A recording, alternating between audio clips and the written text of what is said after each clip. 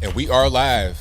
How's everybody doing tonight? My name is Anthony Brian Logan, and you're watching and/or listening to ABL Live. Thank y'all for joining. You could be almost anywhere in the whole wide world, but you're right here with me, live in the show, and I appreciate y'all for that. We got a whole lot going on tonight, a whole lot happening all over the world. RIP to New Jack, a hardcore pro wrestling legend. RIP New Jack, 58 years old. Love him or hate him, one of the best to ever do it. But the masks are coming off. The CDC says, hey, if you're fully vaccinated, there's no need to wear a mask indoors or outdoors. And this flies in the face of what Joe Biden said, talking about, oh, well, we don't have everybody vaccinated, and if you repeal the mask mandate, that's Neanderthal thinking. Very interesting how the CDC is going against their own man. What's going on with that? Some still say they're wearing the mask. Now, is the mask helping you? I can't tell. The CDC probably thinks that it's not helping. I mean, that's what it seems like to me. I'll talk about that in a little bit, of course. Also, the gas crisis has been averted. People filling up whole tanks and barrels and Tupperware. Oh yeah, I have some more video of the gas crisis we're going to talk about tonight. Also, Tebow versus Colin Kaepernick. They say, oh, well, they didn't give Colin Kaepernick a chance, but they're giving Tim Tebow a chance. What's going on with that? And shout out to the Virginia mom who wrecked critical race theory at the meeting. We'll talk about all those things and more on tonight's episode of ABL Live. And again, thank y'all for being here. You could be almost anywhere in the world, but you're right here with me, and I appreciate y'all for that. If you enjoy what you've heard thus far, if you enjoy the content in general, go ahead and give this video on the YouTubes a thumbs up. Give it a share, give it a like, subscribe, whatever you can do, I'd appreciate it. And if you're listening to me on your favorite audio streaming platform, whether that be Google Play, Spotify, Stitcher, Anchor, etc., give me a 5-star rating, give me a share, give me a like, comment, whatever you can on that platform. Do that, and I'll appreciate you for that as well. Now, we got a whole lot going on. I'm going to get straight to it. The CDC says, hey, if you're fully vaccinated, there's no need to wear a mask indoors or outdoors. Now, I think most of us have already known this whole thing about the masks is kind of bogus. You know, I was reading somewhere where they said it doesn't matter if you're 6 feet apart or 60 feet apart. There's still the same rate of transmission. We're talking about the virus when you're indoors. So this whole distancing thing with the stickers on the ground talking about put your feet that way. It's like, come on, I'm a grown man. I'm not putting my feet on the ground where the little sticker is in Walmart or Target. I'm not going to do it. All right. People have pretty much abandoned the masks. If you're wearing the mask right now, it's because you want to. Maybe you got some dental work done you don't want everybody to see. Maybe your schnoz is a little kind of crooked or whatever. Your makeup's not done. Whatever the case may be, you're not really wearing the mask for the correct reasons. Matter of fact, here's a tweet that kind of encapsulates some of the mask wearers. Not all, because you may have a condition that's beyond the virus. You may have like 1,000-year-old grandma you want to, you kind of scared for. I get it. I understand. I'm not saying that the mask is working. Don't get that twisted ever. I'm just saying I understand your fear and you being hesitant to remove the mask if you get 1,000-year-old grandma, for her sake, for her mental awareness. Okay, I get it. But I think for a lot of the mask wearers, even now where they say, hey, if you got the shot, which they said, 45% of American adults do, if you got the shot, then you get money. Now I'll talk about the shot specifically a little bit later. Now, here's what I wanted to find. Give me 1 second. I'm going to find this tweet because, perfect. Here it is. This tweet is from David Hogg. Yes. Thank you, below me. You're right. You see, you're reading my mind. You are reading my mind. Now, let's put it up on the screen right quick. And here we go. I'm going to zoom in a little bit because it's kind of small on the screen here. Now, the tweet reads, let me pull it over a little bit. And, this is pretty much undeniable proof. The tweet reads, I feel the need to continue wearing my mask outside, even though I'm fully vaccinated, because the inconvenience of having to wear a mask is more than worth it to have people not think I'm a conservative. It's like, really? Okay. So first it was believe the science. You ridiculous Neanderthal, half a brain Trump supporter. You don't know anything. The CDC says wear the mask. You gotta wear the mask because if you don't want to wear the mask, you want to kill your grandmama. You want to kill your granddaddy. You don't care about your country. You're selfish. All this, that, and the third. Now it's look, man. I gotta put that mask on, even though the same people that I trusted in the quote unquote science to tell me that I had to wear it, the same people say don't wear it anymore if you got the vaccine. I'm not going to buy into that because I want a virtue signal, right? People ask me sometimes, say ABL, what is virtue signaling? This is a prime example of it right here. Okay. You're just trying to show to people that you are better than other people, that you have virtue, that you're a stand up righteous guy. You don't want to be confused as a conservative person. Like wearing a mask or not is a conservative thing. Okay, I see guys and girls, little kids, all of that. You know, you got little kids crying with the mask on because they can't breathe properly and it's in their way. They don't know anything about politics. You think a 2-year-old toddler knows about politics, what it means to be liberal, Democrat, conservative? They don't know anything about that. All they know is that they don't like it. That's it. They don't want to wear it. That's all. You try to put it on, they're going to start crying. You know, it's like a baby. You think a baby understands politics, you know, they going to start crying, but they get changed or they're hungry. That's how they communicate. They're telling you, hey, we don't like this, right? But again, this is virtue signaling. I'm going to wear the mask regardless because I don't want anyone to think that I'm somehow conservative. Ridiculous stuff. But again, it flies in the face of the narrative that it's about the science. Science, science, science. Believe the science. Well, like I said from the very beginning, science is not a permanent thing. Science is not infallible. Science is something that changes. It always changes. That's just the nature of science. Science is a study. It's a study. You can't have necessarily strictly defined things in a study, especially when you're just now studying it for the first time. This virus just came out. How can we know everything about it? How can we be 100% certain upon the things we say? How can that be so? Anthony Fauci from the very beginning said that there's no need to wear a mask. It might block a droplet or two, but it won't give perfect protection. It won't do that for you. So now he says, oh, wear 2 masks. Now he's saying, no, after that it was wear 1 mask, then 2 masks. Now it's no mask if you got the shot. You know, and then my thing is, okay, well, why does it even matter if I have the shot or not? Because if someone else has the shot, aren't they protected? You see what I'm saying? So it's like, all right, they're saying they're rescinding it for those that have the vaccine. I'll talk about how you're going to prove that in a moment.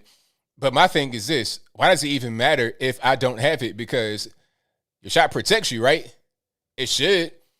If there's no need to wear it anymore, why is there no need to wear the mask anymore? Because what they said, the science said, the mask prevents you from catching it and spreading it. That's what they said later.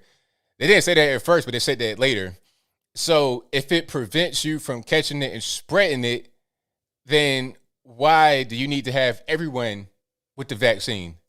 It's just kind of weird to me. But anyway, so now they're talking about, trying to thought kind of left for a minute. I was talking about the vaccine. Oh, so now a lot of the grocery stores, they're coming out and saying, you know what? We're going to go ahead and just eliminate that rule. Okay, I think Walmart, Costco, and a few other stores have eliminated their mask mandate.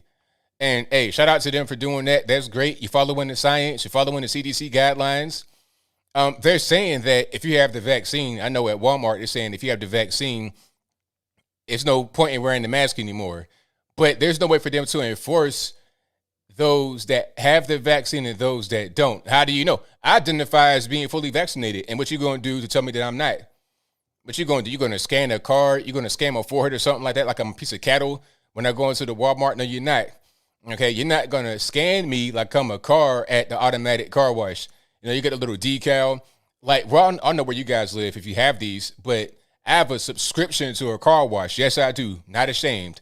I don't have Netflix or anything like that. I don't have Hulu. So what I do, I have a car wash subscription. And what they give you is this little bar that when you drive into the spot, it reads it. And then Let you right on through the gate. You can get your car washed. You be on your way, right?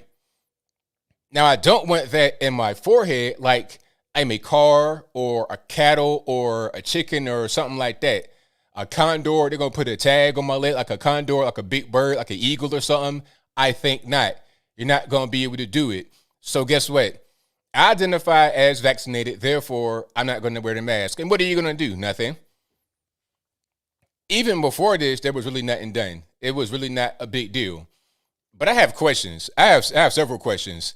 Someone says I'm saying, Santo Barte says I'm trans-vax. That's hilarious. But I have several questions. All right.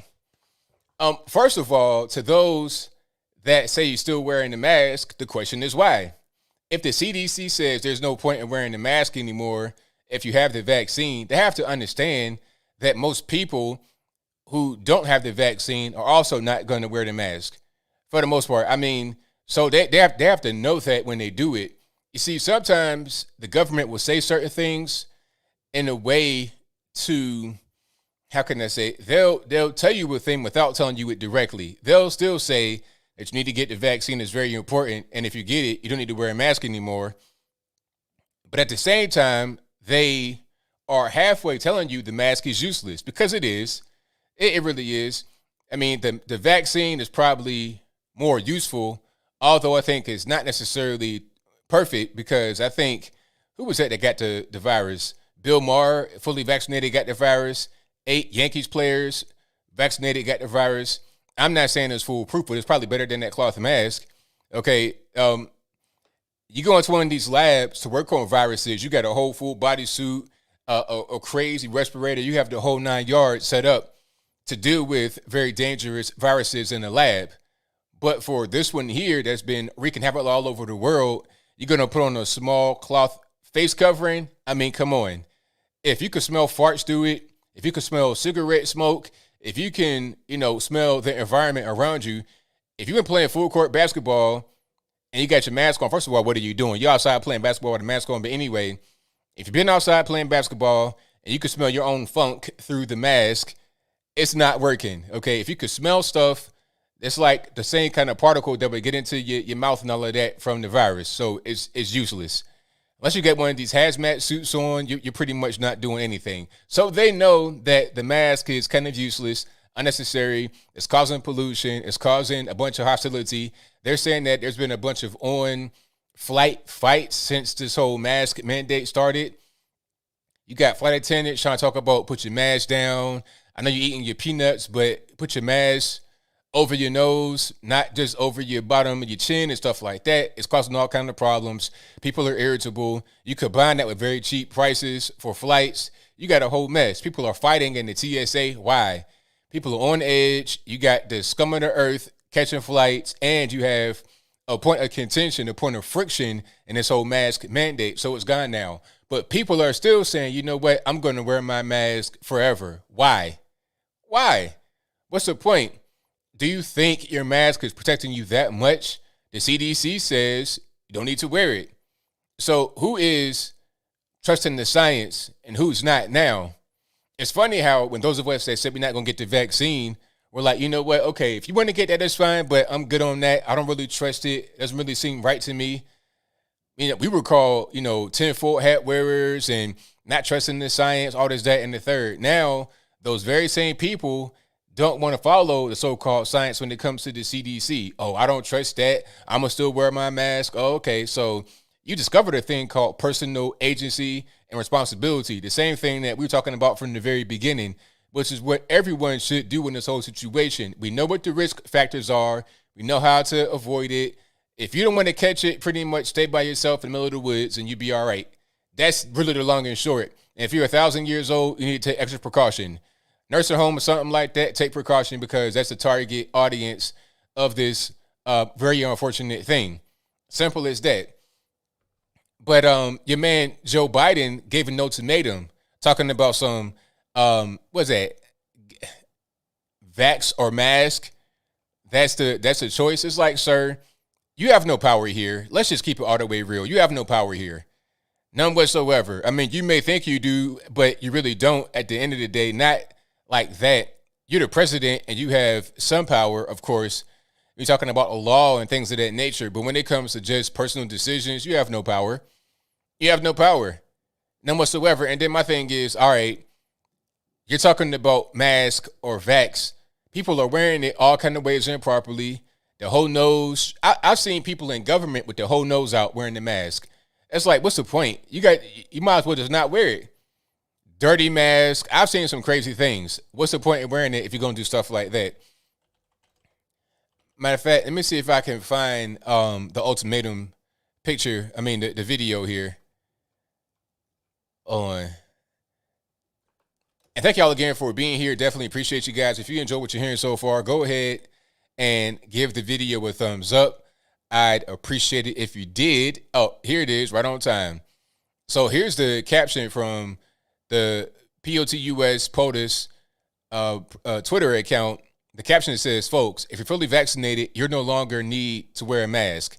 If you're not vaccinated yet, go to vaccines.gov to find a shot and mask up until you're fully vaccinated. Well, how about I don't do either? But let's hear what he says here, just so you know I'm not making it up and I'm being serious with what I was talking about. It's vaxxed or masked. One more time. It's vaxxed or masked. Now, how about I just don't do that? How about I do? Hey, how about my body, my choice? Whatever happened to that? Are we still on that? Is that still a thing nowadays? My body, my choice? Or have we abandoned that? I mean, like, what's really going on with that? It seems kind of strange to me. I feel like there's a lot of things that we do nowadays that are much different than what they told us we could do from the beginning. You know, we're talking about abortion, my body, my choice. I do whatever I want. But with this, mask or vax, your choice. You know, how about not, sir? Or I can do what you guys do over on that side, and I can identify as having both. Matter of fact, I can identify as a vaccine recipient and a mask wearer. My mask is invisible. You can't see it, but it's there. And if you don't think my mask is there, if you think that I'm not wearing a mask, like right now, as you see me, I appear to not have a mask on, right? But check it out. I identify as having a mask on. And if you think that I'm lying and you want proof, then you're a racist. Isn't that how that works over on the left? Now, if there were cases of that actually happening, people saying, hey, you're racist against me because of X, Y, and Z, I wouldn't be surprised. I'll be like, yep, makes sense to me. Makes 1,000%. That's right, Katrina. My body, my choice. And, hey, if you're asking a bunch of questions, it's none of your business. How about that? How about that? All righty. So, yeah, it'd be interesting to see who keeps their mask on, who leaves their home. I think the media have done such a, I don't want to say good job. They've done a number on a lot of the American people. They've filled them with so much fear, they refuse to just leave their house and take the mask off. They think their mask protects them more than anything. It's like a bulletproof vest. It's not, but they feel that way. It's like, have you ever seen that meme or the picture or heard the story about how you can train like one of these large animals, like a horse or an elephant?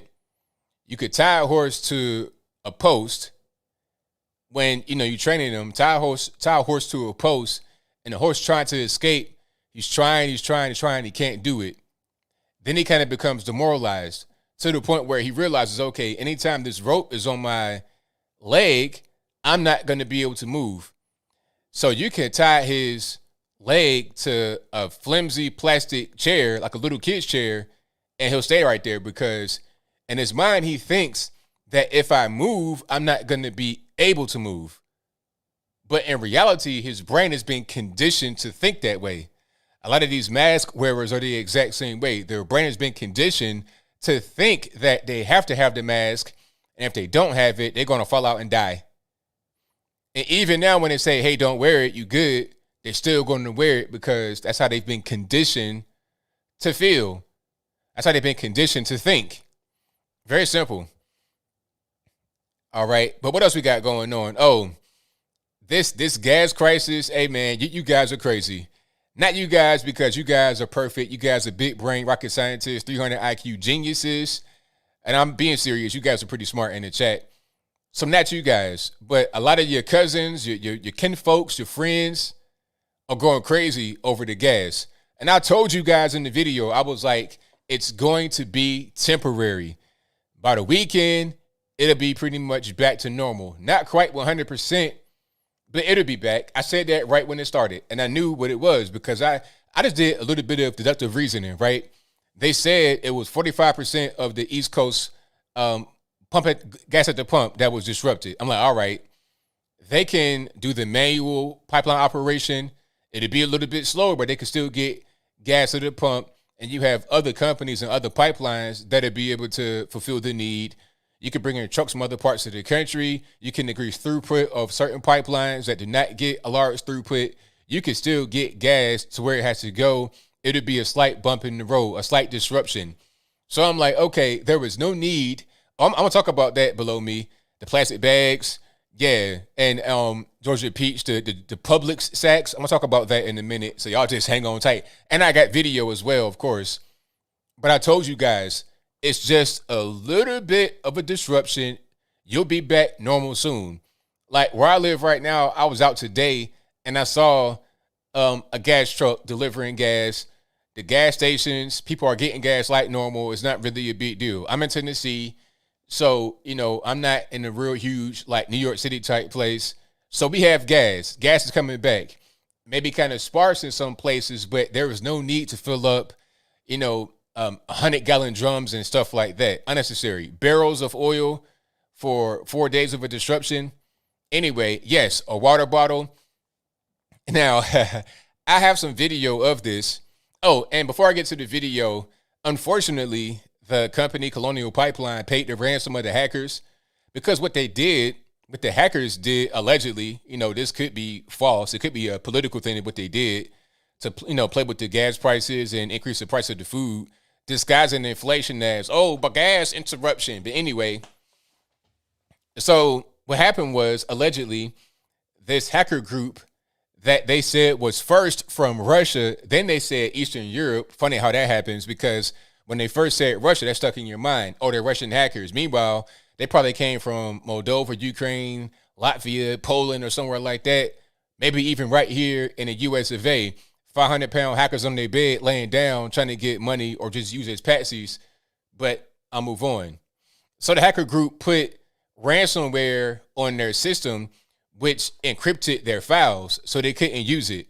You go to your computer, nothing is working.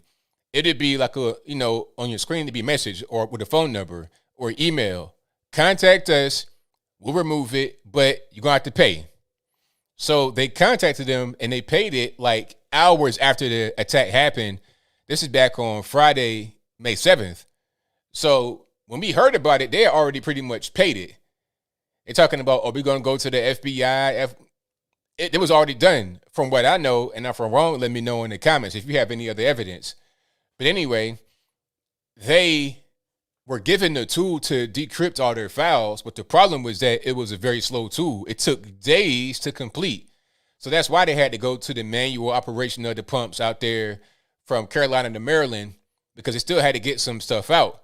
They still had that option. They didn't have to rely upon the computer system totally, but they wanted to get it back up and running as soon as possible, so they went ahead and paid that. But the problem is that when you pay stuff like that, it encourages others to do the exact same thing, meaning it encourages other hacker groups to go out there and hack more. Matter of fact, I think the same group from Eastern Europe allegedly had already had 3 more victims by the time we knew that Colonial Pipeline had paid them. So it's a whole big crazy mess. But regardless of what's going on, they did pay, unfortunately, and the gas is back. But they probably could have got the gas back on deck without paying, although it might have been a little bit more slow. But anyway, people freaked out over that. I was seeing crazy lines, people screeching and hollering, cussing and fussing over a brief interruption. Shout out to all the preppers out there because, people say that the preppers, you guys are crazy and you're doing too much. You're investing in the bunker. Will never be an incident like this. The bunkers, the preppers, pardon me, are really smart people because they are prepared for days like this. I don't mean having gas and stuff. You can't really prep gas like that. But I'm talking about having supplies to be able to make sure you're straight and not have to rely upon gas. You see what I'm saying? So shout out to all the preppers out there. However, a lot of you guys are trying to be like makeshift preppers and it's not working. Now, this guy, I don't know what was on his mind. I don't know what kind of drugs he was on. Hopefully he was sober and just not thinking very clearly, because I don't want to see a drug addict out there just hanging out, chilling. But this guy, I'll put him on the screen right quick. I'm going to play the video. But before I play it, for y'all that can't see it, my man has Tupperware, literally. I'm talking about like, you might eat cereal out of this. You might put some Thanksgiving dinner leftovers in this. You might put some of your cooking ingredients in this. Tupperware. And I know whoever his mama, grandmama, wife, girlfriend, she's heated to the highest level of heat. Heated. I mean, I wish I would do that. Go out there with some pots and pans and Tupperware and stuff like that. Talking about I'm getting some gas. All right, let's play it right now. Oh, pardon me. I can't play the audio. So this man is filling Tupperware. One of them has a lid on it, so I guess that's good. Tupperware, and it's small Tupperware, not even like big. You're talking about like a small. You might be able to put a dinner in there or a side ingredient, and that's pretty much it. And the funniest part is that he's like alternating, filling them up. It's like, what are you doing, sir? What is this? And you know, the craziest part about stuff like this is like, how you gonna get that in your car if you need it? How can you actually get that into your gas tank? All you doing really is spilling it on the ground. That's going to be the exact thing you do when you try to put it into your car. It's going to spill straight on the floor. So this guy is a complete nut. Matter of fact, there are more nuts out there. One guy blew his whole car up. Let me see if I can find that one. Blew his whole car up. I'm talking about like, boom, explosion. Let me find that right quick. I mean, you guys, please don't panic. You see stuff like that happening, a little gas shortage, just a little, brief interruption. Don't panic. Even if there is a need to go out there and get gas or to get supplies, panicking does not make the situation any better. All you're doing is just, creating, you're just creating a dangerous situation by panicking. Matter of fact, hold on. Let me see if I can, SUV blows up, gas. Okay. Wow. A lot of these blew up. Let me see if I can find the one that's recent. And matter of fact, I think it was in Florida. There it is. Okay. Now, of course, it's Florida, right? Florida man blows his whole Hummer. That man had a Hummer. Hummer erupts in flames at Florida gas station after a driver loads in 4 or 5 gallon gas cans. Right? So you see how like mangled this vehicle is. And the funniest part is that the guy, I guess he was a driver, he just got injured slightly. He's okay. He didn't die or nothing. Thank God for that. I mean, God was on his side that day. He's like, okay, I understand you panicking, so I'll give you a break this time, boss. But the next time, you won't be so lucky. The guy he got minor injuries and refused to go to the hospital. Probably because he's embarrassed. I mean, how are you going to say, all right, you're in the hospital, right? And, you in the room and you can hear outside nurses snickering at you. Oh, he blew up because he put a bunch of gas cans in the car, laughing. That's embarrassing. So if you got a little burn or whatever, go put some Neosport on that, put some alcohol on it, a little Robitussin, and just sleep it off, right? That's pretty much all you really can do because you don't want to be embarrassed. But he's okay, minor injuries, but that right there, good night, sir. You did way too much there. You did entirely too much. Okay, and here's some on Instagram that I put up. We gotta see it. Now my man right here. Bottle. Tiffany. Oh. My man right here put gas inside of water bottles. Like I said, like this one right here, a little 16 ounce bottle. He was putting gas in that. It's like, sir, by the time you need that, because you're at the gas station, right? If you can fill up your car, you're not going to need those little teeny bottles of water at any point in the near future. By the time you need some more gas, the gas thing will be back to normal. So what are you even doing? Why? There's no point. You can't even really carry that much in those little bottles. Water bottle. Oh, and he put it to the side. If he pull out another one, oh. So he had multiple bottles in his car. I feel like that was just trash in the back of his car. And it was like, oh, you know what? Rather than throwing this away, I can repurpose it. I know I'll put some gas in it. And then if I run out before they refuel, I'll be good. I can get from my house to down the street. I can get from my house to the entrance to my neighborhood with that amount of gas. Oh my gosh, it's another one. Y'all. Crazy. Absolutely crazy. But hey, it is what it is. Now, did you see the guy, the teacher that screeched on the kid because he was not wearing his mask? I'm going to try to play that without playing the cursing. It's just one little curse word. So if you got kids close, cover their ears. But this lady right here, I mean, this is a prime example. Matter of fact, this is a prime example. I'm kind of cutting back to the vaccine thing. This is a prime example of people that are still afraid of the vaccine. I mean, the virus, although they have the vaccine. And the same government that said wear your mask is now saying don't wear the mask. They are so afraid they refuse. And if you try to get them to accept it, they're just going to go ahead and freak out. And that'll pretty much be it. I don't care if you're vaccinated, you little... Okay. I don't want to get sick and die. Okay. There's other people you can infect just because you're vaccinated. You know what? You're not a special person around here. You should hear about how everybody talks about you. You're a jerk. To me. I don't care how people You're talk a about jerk. me. Okay. And you need to have respect for other people in your life. I do. You're not a big man on campus. I don't care if you're vaccinated, you little dink. Okay, so yeah, that lady right there, she was really, really, really triggered. And I didn't know what she was at first. I thought she was a teacher, but I didn't want to assume that. So I said, lady freaks out in my caption. But she is a teacher, I think, over in Wisconsin. And I think she got put on some kind of leave or fired or something like that. Because this right here is unacceptable. Talking about reputation is bad. People talking about you behind your back. It's like, really? You sound like a little kid yourself, lady. The young man right there. Hey, sir, if you're watching this, bravo. That was a pro-level way of handling that crazy lady. You're sitting there, chilling, not saying anything, real stoic. You did perfect, sir. You probably about 16, 17, 18 or whatever, however old you are. You were like the adult there, and she was a child. So shout out to you. Bravo, sir.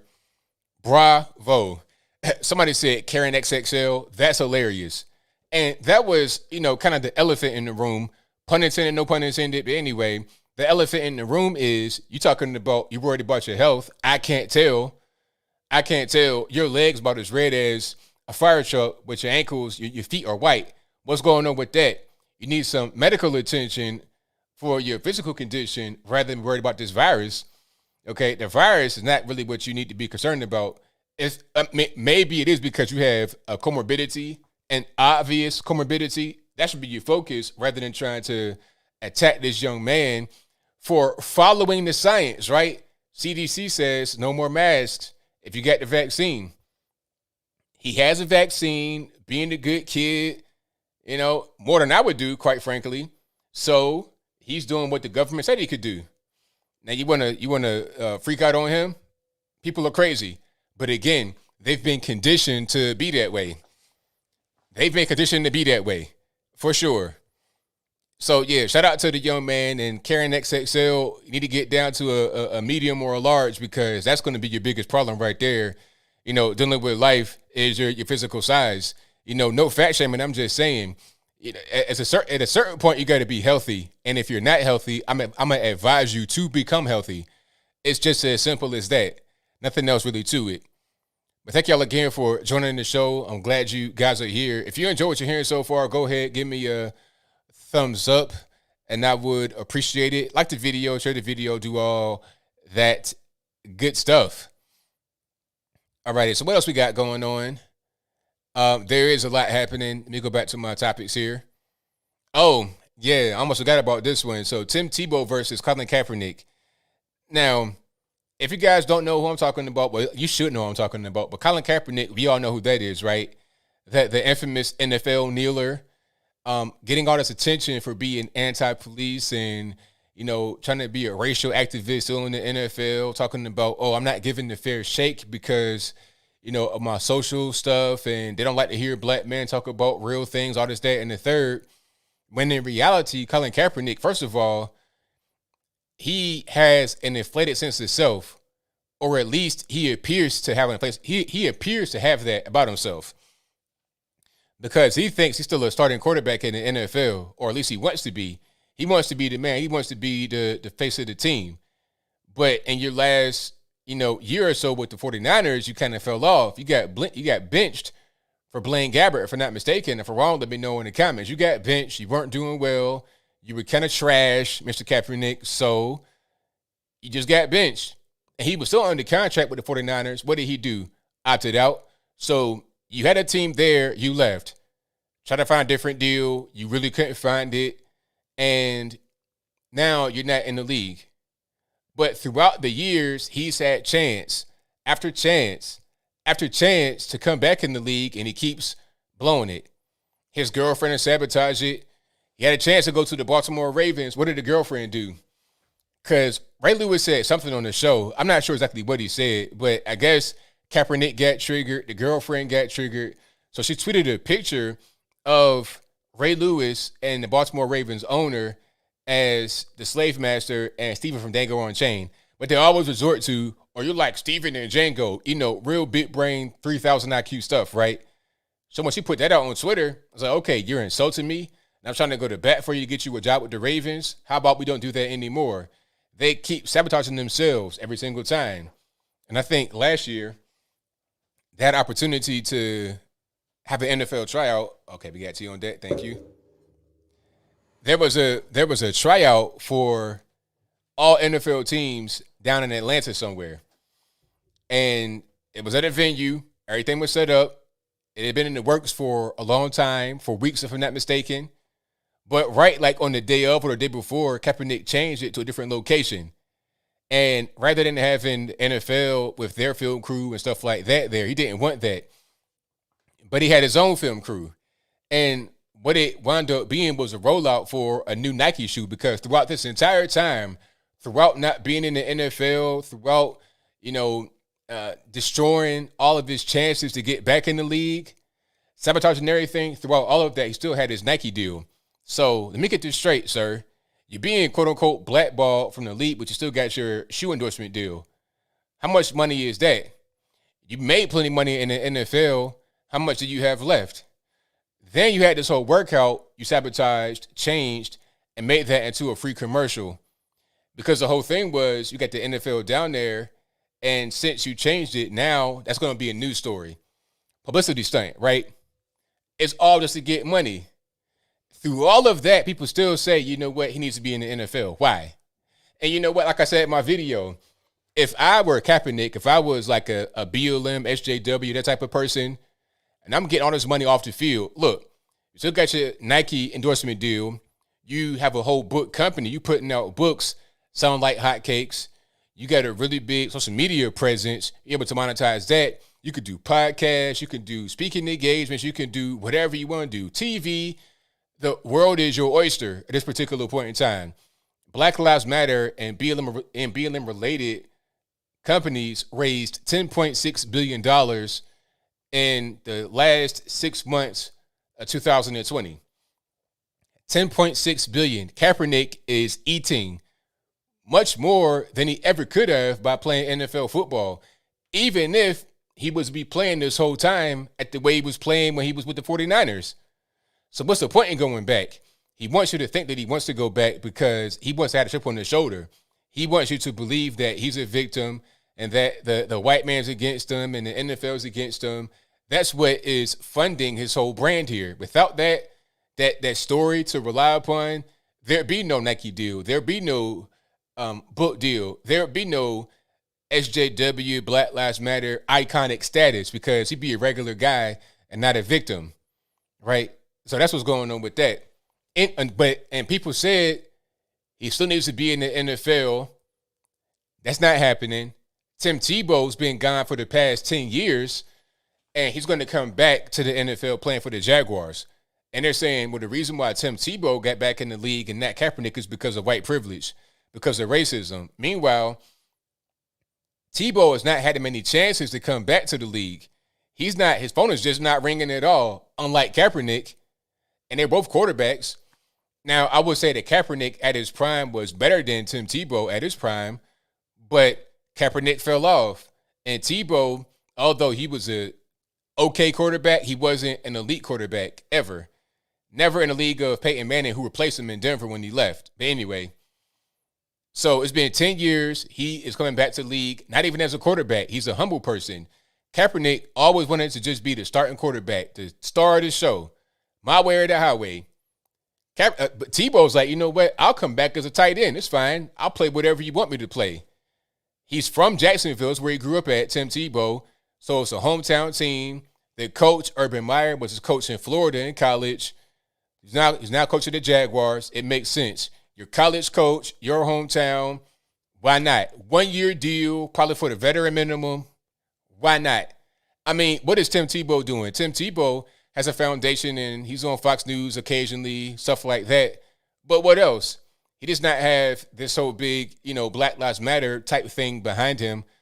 Remember I said about the whole $10.6 billion that BLM raised? BLM and BLM type companies. That's more than all the conservative stuff combined. Everything combined did not reach 10.6. So you know where the money is at. You know where the money is at. You know where the money resides. It's not on the right as far as all this political stuff, all this political action that's on the left. Because they'll pay big money to do things they shouldn't be doing. But that's a different story, and I digress. So, yeah. And they're both kind of old, 33 years old. That's kind of like geriatric in football years. They're both kind of old. But Tim Tebow, 1-year deal, veteran minimum. If he can do it, great. If not, it's fine. He's from Jacksonville. It can boost the team's image in the local community because he's from there. Ticket sales, attention, publicity, it makes sense. Kaepernick, if you bring Kaepernick on, it'll cause division. An NFL player, current or former, said that. He was like, look, we wouldn't want Kaepernick to come to the locker room because he'd be divisive. We need a Tim Tebow guy, a unifier, a Christian guy, real good guy, no off the field problems. Just, you want a guy like that. You don't want the leader of the ship to be drinking and smoking at the helm. He's high as gas, falling asleep. It's like, sir, the iceberg is right there. Are you going to steer around that or not? You need a clear-minded, level-headed guy to be in the front. And back to what I was saying about the NFL, I'll get to the next point in a minute. But if you're a good football player, it doesn't matter what you do off the field as much. You could be a guy that smokes crack, drink, liquor, whatever you want off the field, as long as you perform well on game day. Now, is that healthy? Maybe not so much. It's just a reality, though. Okay, it's just a reality because Ricky Williams doing pretty much whatever. He was still on the field for quite a long time. Michael Vick went to jail. He went to the penitentiary, not just jail. He went to prison for like 2 years for dogfighting and was hated for it. People still protest him to this day. And that was 10 or so years ago when he did that. They hated him for the dogfighting, but he was still able to come back and play for a very long time. I think he did like 14, 15 years of total NFL time. And that was split by the prison sentence. Why was he able to come back, although he was hated for the dogfighting? Because he was an excellent quarterback. He could help you win games. Colin Kaepernick, not so much. He was not even really focused on trying to play football. He was focused on trying to be an off-the-field martyr or brand, trying to reinvent himself while not focusing on becoming a good football player. So that's just what it was. So I don't want to hear anyone talking about my racism because Kaepernick's not playing, but Tim Tebow is. Well, explain Michael Vick. Michael Vick is black for real, unlike Kaepernick, who's biracial, but that's a different story, and I digress. Shout out to Blake for the super huge super chat who says, ABL, keep preaching and telling the truth without fear. Thank you for that. I appreciate you. That's all I can do is just be me. I can't do anything else other than tell the truth. You know, I'm no Hollywood actor, so thank you for that. I appreciate you. Yeah, I bet you don't. You know, a lot of people don't like Vic still, Jack. It's okay. It's fine. That proves the point. He was still able to come back to the league, although he still hated to this day. To this day, he still hated. It didn't matter because his action on the football field spoke louder than words. All right, now what else we got going on? Oh, shout out to the Virginia mom who demolished critical race theory. Matter of fact, if I can play that clip right quick, I'll play that online if you've not seen my video. But yeah, she tore critical race theory to pieces. Now, I think this was at some kind of a school board meeting, something like that. You know, I think everybody's given like a certain amount of time to get up and speak, and she used her, I think, 1 minute of time to get it all out there, to put it all out on the table. So yeah, it was Loudon County school board meeting. Loudon County, if you don't know, in Virginia, that's like Northern Virginia, basically the DC suburbs. It's not as crazy liberal as Fairfax County, but it's like right there. It's a little bit further out, so it's not totally inundated, but it kind of is if you have critical race theory there being taught to kids. And also, you know, the thing about CRT is that it's not just in places like Loudon County, it's all over the place. You might see critical race theory pop up in the rural town and public school. So you got to be aware of what's happening. And I encourage everybody, if you have kids in public and private, charter, all of that school, be aware what they're being taught. Even in college, if you're paying for college for your child and they're being taught about critical race theory, they're being taught about how bad the white man is, how evil, oppressive, and mean and menacing he is, and how soft and weak and ineffective the black man is, don't go there. Because those notions are racist. You don't want to have your child get taught racism. You don't want to pay to have your adult child get taught racism. Now, if they want to go learn, if they want to get a major in racism or critical race theory, then hey, do whatever you got to do. Go wash dishes, scrub toilets, pay for it yourself. Get into debt, that's fine. If you want to get a whole house note on your back to get taught how to be racist, then go for it. But I'm not going to pay for it if I'm a parent and I got kids going to college or private school or whatever. But I digress. Let's get to the video here from Loudon County of the mom wrecking critical race theory. In the words of Martin Luther King Jr., I have a dream that my 4 little children will one day live in a nation where they will not be judged by the color of their skin, but by the content of their character.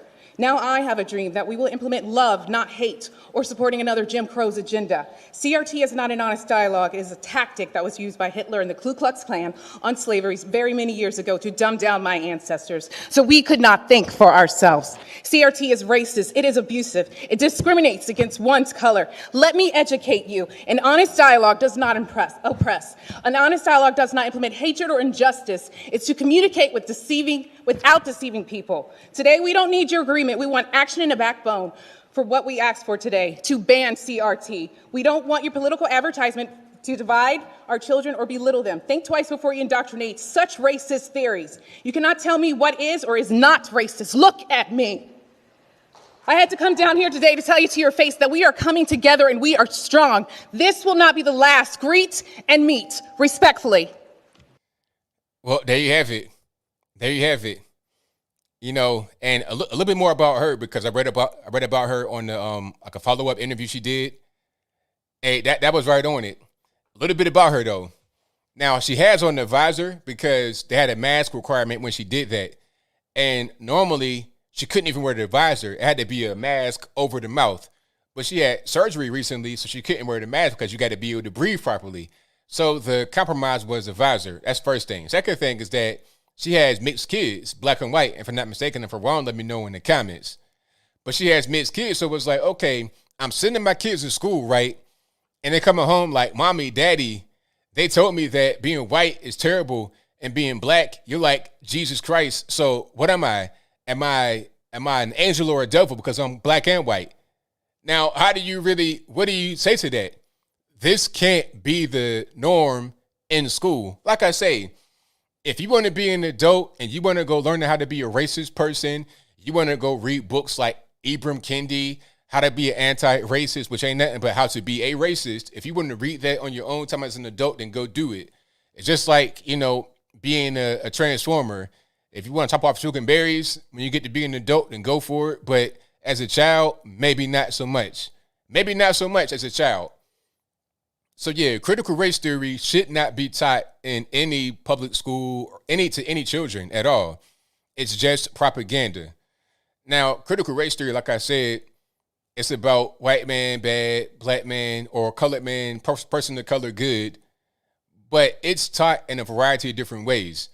I had that whole that chart from, what was that? The Smithsonian. I did a video about that probably about 2-3 years ago about the Smithsonian. It might have been, I forgot when it was. But the Smithsonian put out this chart and they were giving examples of what whiteness is and how this is a thing that we shouldn't have to subscribe to as Americans at all, because it's racist. It was founded in racism and things of that nature, right? Now, I'm going to try to put it on the screen. And if you guys remember that video, this look very familiar to you. This came from the Smithsonian, and the actual article is still up, but this chart, this little flow chart is not, because that got a lot of attention. I did the video on it, got a lot of views. A lot of other guys did videos on it, got a lot of views. So they took this chart down, but the article is still there. And the headline on this little chart says, Aspects and Assumptions of Whiteness and White Culture in the United States. All right. So here's a little subhead here. While dominant culture or whiteness refers to the ways people and their traditions, attitudes, and ways of life have been normalized over time and are now considered standard practices in the United States.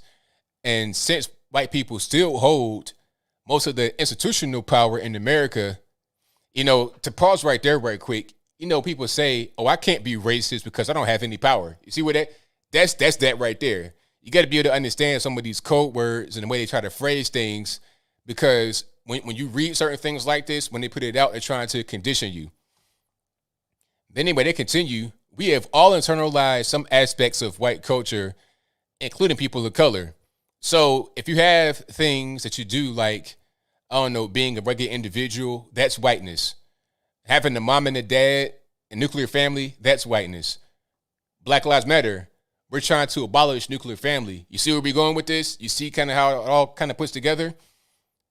Emphasis on scientific method. So to test a thing and see if it works, that's somehow white. Vaccine, take the vaccine. Don't worry about the blood clots and whatnot. Don't worry about it. Just take it. Let me see. Being rational, that's whiteness. And again, critical race theory basically says that being white is like the worst thing in the world. So when they subscribe things to whiteness, that means that it's bad and you shouldn't have to do it. It's unnatural to expect people that are not white to engage in rugged individualism or have a mom and dad or believe in scientific method or to know what history is or to have a good work ethic, Protestant work ethic. Being a Christian, that's somehow, that's, if in America, being Christian is normal. That's just a fact. I'm not saying that if you're Muslim, you're somehow bad, but the majority of us are Christian. It's just what it is. But that's seen as whiteness, and it shouldn't really be a thing that we talk about too much. Having status, power, and authority, having money, being a boss, that's whiteness as well.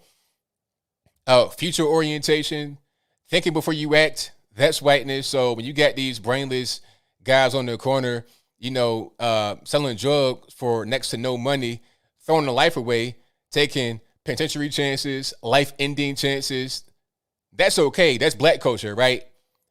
To think about the future and not do things like that, that's whiteness.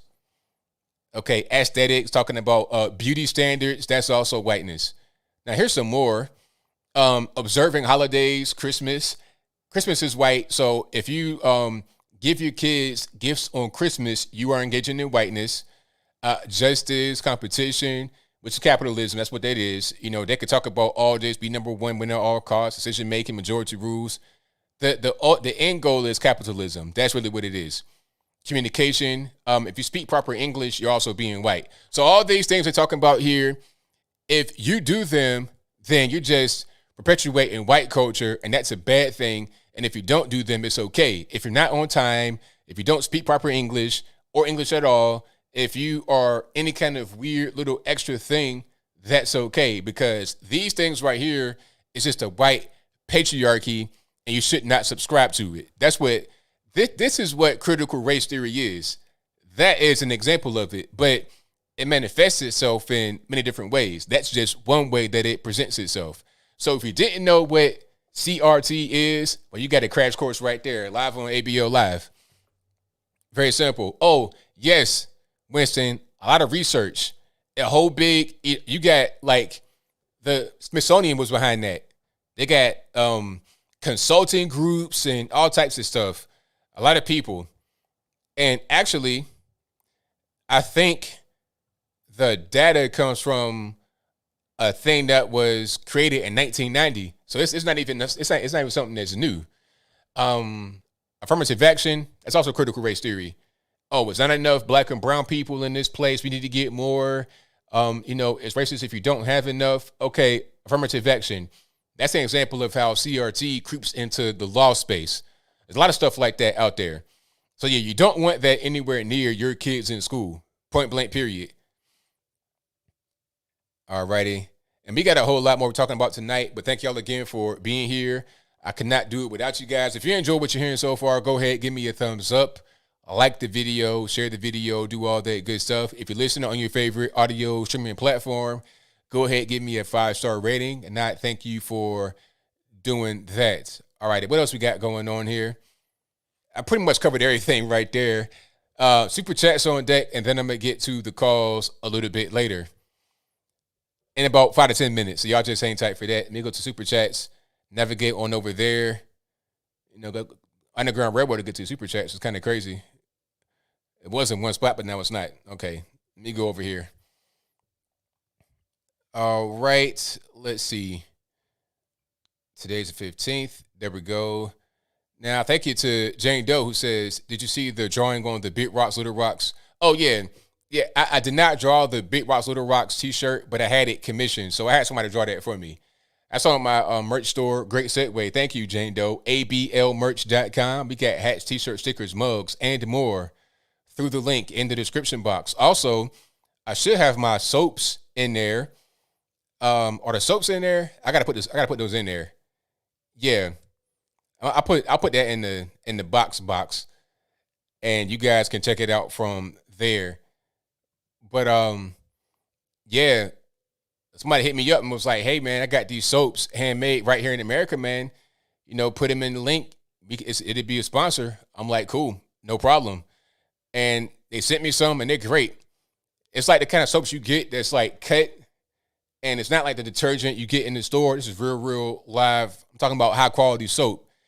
So yeah, you got this decent skin. It ain't all that, but that's what I use all the time. So I'll put that in the description, also in the chat. So that's what I want to sell right quick. The hats on the store, t-shirts, stickers, mugs, everything. I got the sir. I got those on deck, of course. Gotta have those. All right. And what else we got? Let me put that right there. Let me put that right there, the ABL soap. Oh, super chats. We'll get to those right quick. Y'all hang tight. All righty. And where we at? Okay. Thank you to Apple, who says a few super chats here. I'll read those. I will never be as cool as at Doug Ripley, but here's my uncool donation. I sure hope Doug Ripley's calls in tonight. At Doug Ripley's manly voice soothes my Biden anxieties. You the best, ABL. Also, Biden-Harris administration reinstates funding to the Palestinian Authority. No surprise that Hamas launches rockets at Israel, but IDF sends terrorists to their 72. Funny how Ehud Amar and Rashida Tlaib never talk about innocent Israeli children wounded or killed by Hamas rockets. AOC never talks about the terrorist launch attacks from schools and hospitals. Yeah, that's one thing about Hamas. They'll launch from residential areas. So if there's a strike back to that same area where the rockets came from, then it's like, oh, you attacking people in their houses. Meanwhile, you're attacking the area where the rockets came from. So they're using, it's kind of like a human shield type thing. Kind of like, who was that? Breonna Taylor, human shield. That's what happened with that. Anyway, I digress. Thank you to Apple, who says liberals laughed at Reagan's Strategic Defense Initiative, aka Star Wars. Israel's Iron Dome works. The Gipper was right. Reagan and Trump, best presidents ever. Also, FBI solved Hillary's missing emails yet? Question mark. Nope, that's not really going to be on a docket to get solved anytime soon. He also says FBI investigate John Kerry dealings with Iran yet? You know they ain't going to do that. He could do whatever he wants. They probably sanction that. Also, ABL, you make so much sense and explain so well. Kaepernick makes more money off the field than he ever would playing NFL football and without the risk of injury. Exactly. What's the point in me going on the football field, running around, might get concussed for like $500,000 a year, $1 million a year? Why do that when I can make that kind of money every 2 weeks as a off the field martyr type person? These guys make big money. They don't want you to know that because they got to be down with the struggle, fight for the people. It's like Patrice Cullors, all these houses. She didn't want you to know that. She had to go on TV talking about, oh, well, it's nobody's business and trying to do damage control. She didn't want you to know she had a whole portfolio of houses. She didn't want you to know that she went to Malibu and had a meeting for like $26,000 and she paid out of her pocket. And the people that came with her, mostly white liberals, she didn't want you to know that because she has to have this whole image of black power, all this and that and the third. I'm a poor righteous teacher. Now you're not poor, righteous, or a teacher. You are a rich, crazy lady. But I move on. That gets to Santo Bartez, who says, I like to shout out the IDF for fighting fake news and leveling the AP building in Gaza. That just happened to also be a Hamas stronghold. That's crazy. So an Israeli airstrike hit a building and leveled it, if I'm not mistaken, that had offices of AP and Al Jazeera English. My question is, what are they doing right there in the Gaza Strip? Like, what's going on with that? Is there a reason for that? That's kind of interesting, but I digress. I don't think anybody got hurt because they were warned beforehand that it was going to happen. But still, it's pretty interesting why that was actually there in Gaza. Very interesting. Thank you to Darius for the donation. Shout out to Blake, who says, ABL, keep preaching and telling the truth without fear. Will do.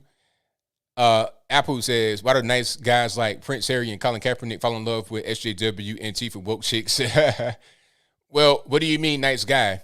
I mean, how is Colin Kaepernick a nice guy? Pushing out lies, putting people in danger. How is Harry a nice guy? He might be the worst kind of person in the world. He might be a damaged person, as is Kaepernick, and they may do things that damage others.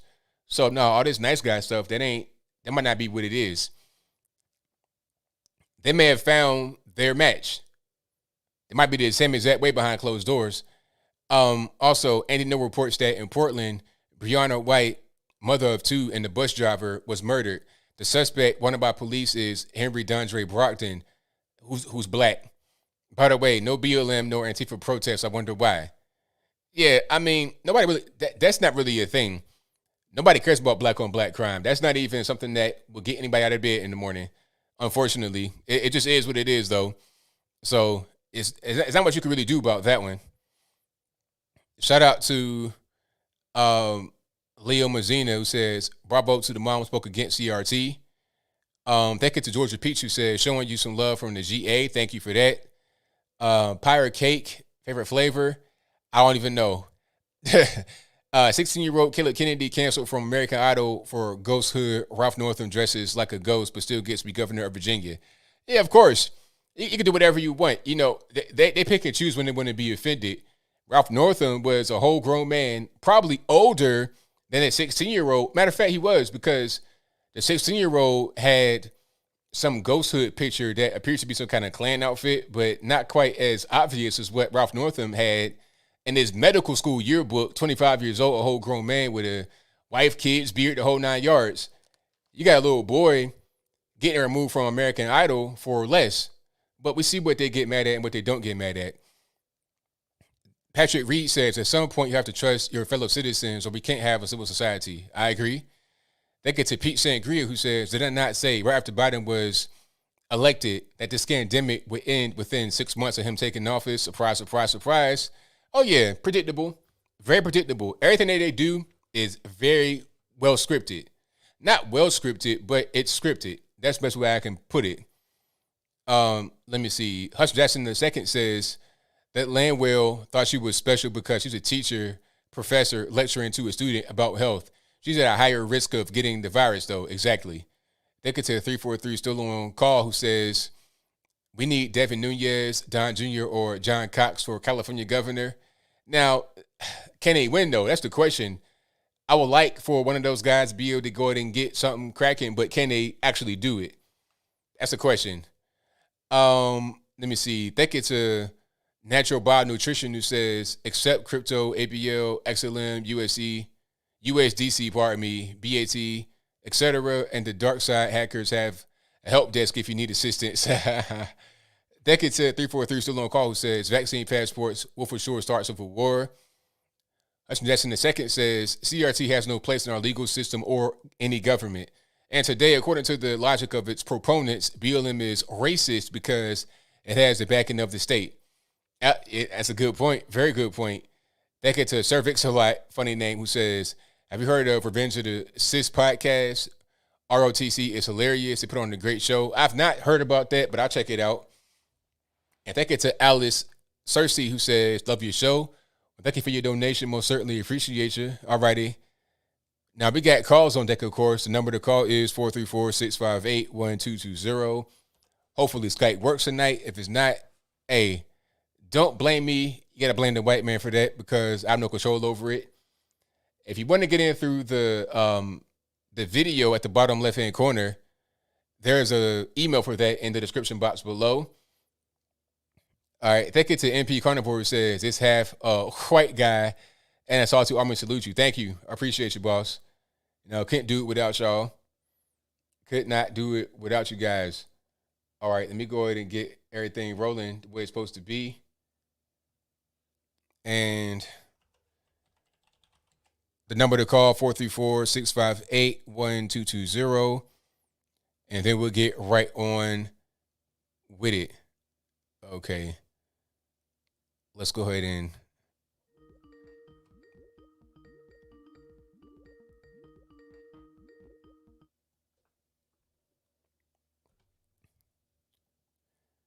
let me go restart right because it's not working right. Let me restart right quick. Restart my Skype. Told you guys, you know, if it's not working, don't blame the white man. All right, restart. Hopefully it works right this time. Hey, it's all good, dog. Thank you for your super chat. It says, stop blaming me. My feelings get hurt. Hey, man, I got to blame somebody, man. I got to, you know, I can't take responsibility for my actions. All right, there we go. 561, you're on the line. Who am I speaking to? Hello? Yeah, this is Blake from Palm Beach. All right, man. What's going on? Nothing much. Just want to talk about what's been going on with this whole identified as being vaccine bull crap. Okay. I just want to know what's your thoughts on it? I mean, I don't like. What do you mean? Like, what's your question specifically? Hello? Caller, you there? All right. I don't know. I couldn't hear him. You know, might have been the Obama phone messing up. Might have been me. I don't know what's going on. I'm not sure what the question was. I identify as vaccinated. I mean, what you going to tell me? I'm not vaccinated. How you going to tell me I'm not? I mean, because if you can identify as a male, you can identify as a fox, a deer, a rabbit. You can identify as a brisk summer breeze. If you can identify as all those things, why not identify as vaccinated? I don't really understand. But again, I don't understand the question specifically. All right, let's get to the next one. 779, you're on the line. Who am I speaking to? I'm vaccinated. I mean, what you gonna tell me? I'm not vaccinated. 779, hello. All right, let's be ready to answer the phone when I pick up. Let's go 405, you're on the line. Who am I speaking to? Mike Martin. All right. I want to comment on the lady at the school board. She was good. I really loved to hear what she said. The main thing I want to talk about, I know it's probably going to be a little off topic again, but you're talking about the mask, the vaccine, and stuff like that. I've been doing a lot of reading since all this broke out. Well, now they're starting to want to come out with a chip. They're going to want to start putting that into people because they had the masks, they had the vaccine, and they've got all these guinea pigs to do what they wanted them to do. Now they're going to go to the third level, see if they can't push that. Yeah, see, you know, I was just thinking about that. That's why I was saying earlier. Now I go to the car wash, and it's a little thing on my car. It's like a little a QR code or whatever. So when I pull up, the gate opens already because I got a subscription. I can just go in there and get my car washed. I don't want to have that in my forehead where I got to go through the door and I have to get cleared by some kind of machine. I'm not a car or a piece of cattle. I'm a human being. So that's just not going to happen at all, period. No, I agree. I would never do it. I didn't do the whole mask thing. You know, it's nuts what's going on out there, and it's just getting crazier and crazier and crazier. But they want to blame it on global warming. I mean, that was a little joke. Anyways, I'll let you get on with the rest of your calls and stuff like that. But it's nuts out there right now. Thank you for the call, man. Definitely appreciate you. Later. All right, great call. Yeah, I refuse. You try to put some kind of chip on my forehead because I'm already thinking about that. I didn't even really hear that from the media, but I'm just, you know, I'm thinking about what are they going to try to do next. They can't really enforce any kind of vaccine thing at the door. If they say, okay, if you have the vaccine, you can go unmasked. What are they going to do? Check me? They're going to search me. They're going to try to find an ID card. They're going to call the police if I have a fake ID card. What are they going to do? Nothing. So that whole thing, it was just ridiculous. They're not going to scam me like I'm some kind of produce, and they're going to be like beep at the front at the check cash at the self checkout. I'm not doing it. All right. 989, you're on the line. Who am I speaking to? They're gonna search, find an ID card. They're gonna call. ALB. Yes, indeed. What's going on? Man, I just want to tell you thank you. I love your work. I love your channel. I watch it every day, and keep it up, bro. That's all I got to say. Thank you for that. Appreciate you. All right, man. Have a good night. Same to you. Bye. All right. Appreciate the call. But yeah, you're not going to scan my forehead on no self-checkout. Not happening. All right. We got more calls on deck. Now I'm on forward on the line. Who am I speaking to? ABL. Yes, indeed. How's it going, ABL? I just kind of wanted your opinion about Biden continuing the wall. And I also saw earlier today that he's going to continue the pipeline. Okay, so is the pipeline coming back? Was that confirmed? Yeah. Oh, well, I mean, at a certain point, it's like, you know, this kind of goes to what I was saying earlier. They will put certain things out there so the media hears it, and then they report on that. So whatever the first thing that they say or they do, whatever that is pretty much what it's going to be. They don't really care about the follow-up. All they're going to say is, oh, well, Biden stopped the pipeline and he stopped the wall. But they won't do any follow-up to say, they're still building the wall, right? When did that happen? You're not going to see that because it won't get much attention. All that they'll see is the very first action, and the media won't cover it. But at a certain point, he knows what's real, what he has to do, what he can't do. He knows that the crisis is out of control, and he can't handle it, and the towns are screaming for help. And he knows that the pipeline is needed. A lot of jobs have been lost as a result of not having it, so it just makes sense to do it. So, yeah, he has to do some things that make sense, although he'll lie and say that he won't do those things. Yeah, I kind of figured that because the article that I saw was on Fox News, and I was like, yeah, I don't think CNN is going to hop on this. So you know what's going on type thing. Of course, yeah. Yeah, and that's basically all I wanted to say. and I'm liking your channel, bro. Please keep it up. Well, thank you for the call, man. Definitely appreciate it. Have a good day, man. All right, great call. Yeah, but I didn't hear that about the pipeline. That's funny. You know, so you're going to complete the Keystone XL, and you're going to complete the wall. I heard about the wall part, but not the Keystone XL pipeline. They need it. I mean, we saw the whole pipeline go down right here.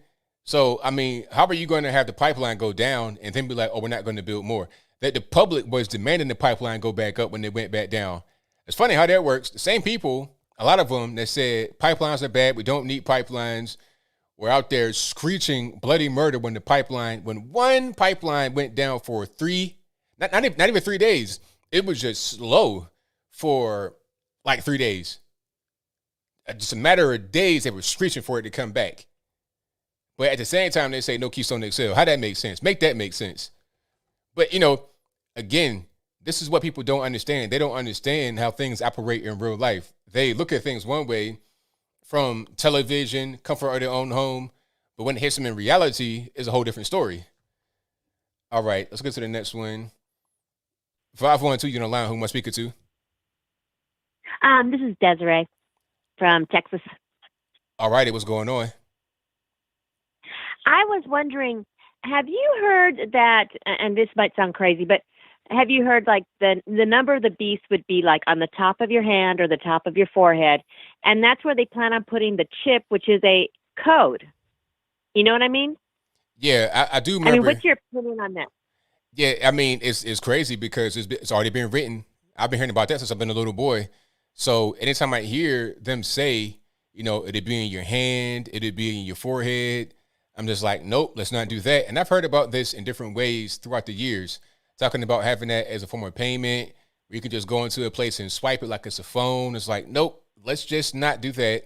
And it's always in the same place. It's like, it can't be anywhere else. It can't be like, you know, it can't be on your jacket, or it's just really strange how what was written a very long time ago is now trying to come to pass.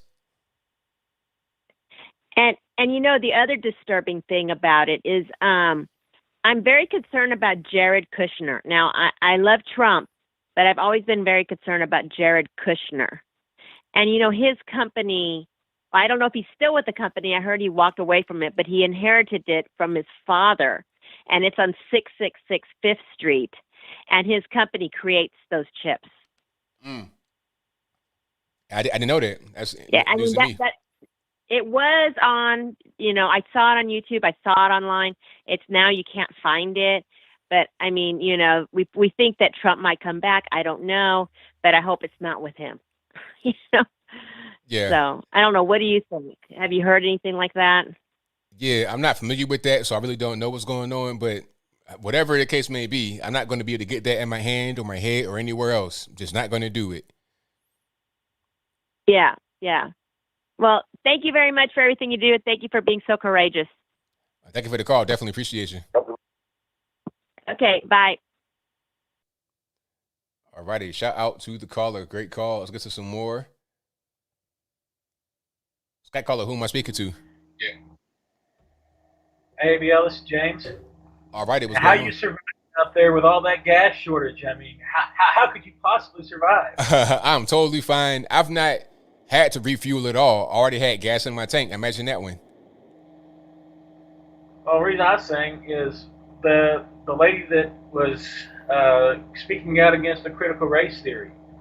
I agree we need to speak out against it. We need to be able to hold our leadership accountable for it. But when you get local elections, it's hard to find anything other than, oh yeah, I'm a member of the community, a stalwart member of the community. I wanna, you know, keep the community moving forward. You don't get to hear anything about what policies they want to go. It's sad. I mean, we need to be able to find these things out and hold people accountable. Yeah, I mean, that needs to be something that we do more. I feel like a lot of people that run for office, they say, like a lot of politicians in general say whatever they can to get elected without actually talking about things that really matter. Not all of them, but a lot of them do that. And it's really unfortunate because once they get in office, then they do really bad things sometimes and people are upset. All right, well, I'll let you go. And I'll sign off with the salt must flow. I thank you for the call. Appreciate you. All right, let's get to some more. 412, you're on the line. Who am I speaking to? Hello? Yes, 412. Hi, ABL. I'm excited. I've never gotten through. But, okay, so what do you think about, like, there was all those, like, kind of leaked audios that Biden was kind of saying that he was just going to reverse everything that Trump did. But the more and more I think about it, I think maybe he wanted to start that way, but now he's going to start implementing more of the policies to take it all away from Trump. Man, that might be what he does. Like, even with, like, with the border and, like, the pipeline now, and then, like, you know, everything was blamed on Trump. But then, like, anything Biden does is like, oh, my God, we love him. Right. I mean, it goes to show that the problem with Trump was not what he was doing. It wasn't his policies. It was just him because he couldn't be controlled. He would not do other things that they wanted him to do. Right. So, like, the more, just when I think about it and I hear, okay, now they're going to do this and that, like, I don't know. Maybe it's like, and maybe he did mess everything up so that he could just, I don't know, I guess take more glory away. But I don't know. I was just thinking about that, so I wanted to call in and see what you thought. Well, thank you for the call. Definitely appreciate you. I'll let you get to your other calls. Thank you. Bye-bye. Yeah, that's a good point because he's already trying to get the wall built back up.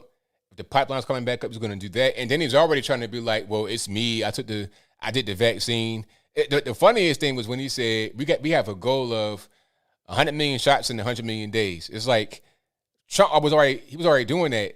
Trump already had like 1 million shots per day when he left. So you're not doing anything other than just continuing what was already right there. You're doing the exact same thing that Trump did. You're using the vaccine that was developed under Trump.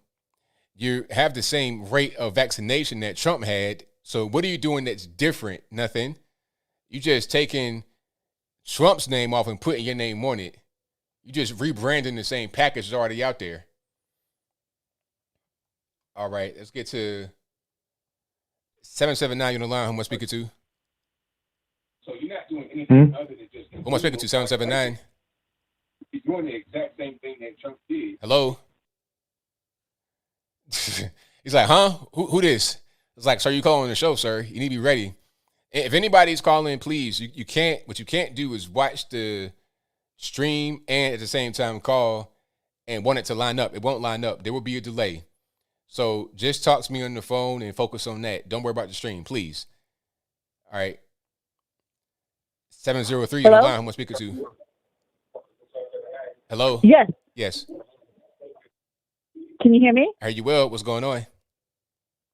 Yes. Go ahead, Matt. I had a quick question about this critical race theory stuff. If you thought that it would make the state of Virginia more in play. What do you mean? As far as people saying, okay, we don't like CRT, therefore we're going to vote a different way? Yeah, because I know Republicans just nominated Glenn Youngkin. He's like a multimillionaire. I was wondering if you thought that this would make it more in play. He has no chance. I don't know why they did that. That didn't make any sense. He has no chance. Like, there's no way. Because the problem, the issue with Virginia is not necessarily the issues like critical race theory. Although that should turn some people, it's not really in the greater scheme of things. The problem with Virginia is Washington, D.C. As government grows bigger and bigger, you're going to have people that move to Northern Virginia, D.C. proper, and Maryland in droves. And they're going to be mostly liberal because they're going to be government workers. A lot of LGBTQ people moving out there, work on the Hill or work close to the Hill. They're going to be out there. That's what's causing Virginia to go a different direction. When I was a kid, Virginia was solid red all the time. You could count on it. But I saw it over the years start to change. As D.C. Metro got bigger, so did Virginia change. And it's to the point now where it's almost permanent. You're only going to be able to have a reduction in the blue state of Virginia if you make government smaller. And that's not happening anytime soon, unfortunately. What do you think about some of the other candidates that ran or were nominated for like lieutenant governor? Do you like Winston Sears, or is there anybody that you like? I know you live in Tennessee now, but I know you're from Virginia. Is there anyone in Virginia that you think could turn things around if they ever got the nomination? I don't think so. Like, I don't see if it's got to be a big name person really for that to happen, in my opinion, in Virginia. Because if you got these guys, if you have Republicans that are trying to come in and get Virginia back to being a red state, which has not been for the past 15, 20 years, I'm not sure how you're really going to do that, especially with DC growing. And like, here's my thought about that, really, to kind of make it make sense.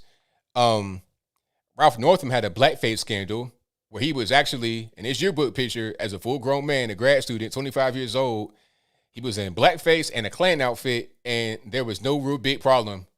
He was still allowed to be there, and it was all good. It was fine. So if that wasn't enough to make you be like, hey, that might not be who I want, then, what are you going to do? And the problem also, a lot of these guys pass the torch because, you can only have one time you can't do back to back as a governor. You got to have at least one term break and then run again for the governor. So what they do is they pass the torch. So while Northam is in the office, he can just promote the next guy. He'll get that promotion and the Democrat Party funding and the DC funding, and that'll be what brings him in next. So you have an uphill battle to fight if you're a Republican in that environment. It's going to be kind of hard. Very hard, actually. Okay. Thank you so much. We love you. We love you. Thank y'all. Appreciate it. ABL, thank you. Have a good one. Bye. Right now. Yeah, shout out to the callers. Yeah, it's unfortunate what's going on with Virginia, but like I say, Virginia can change, but you got to get that government smaller. That's more of a policy issue, in my opinion, than anything else. Because if that government ain't getting no smaller, then you could forget about it. He might as well just, you can forget about it.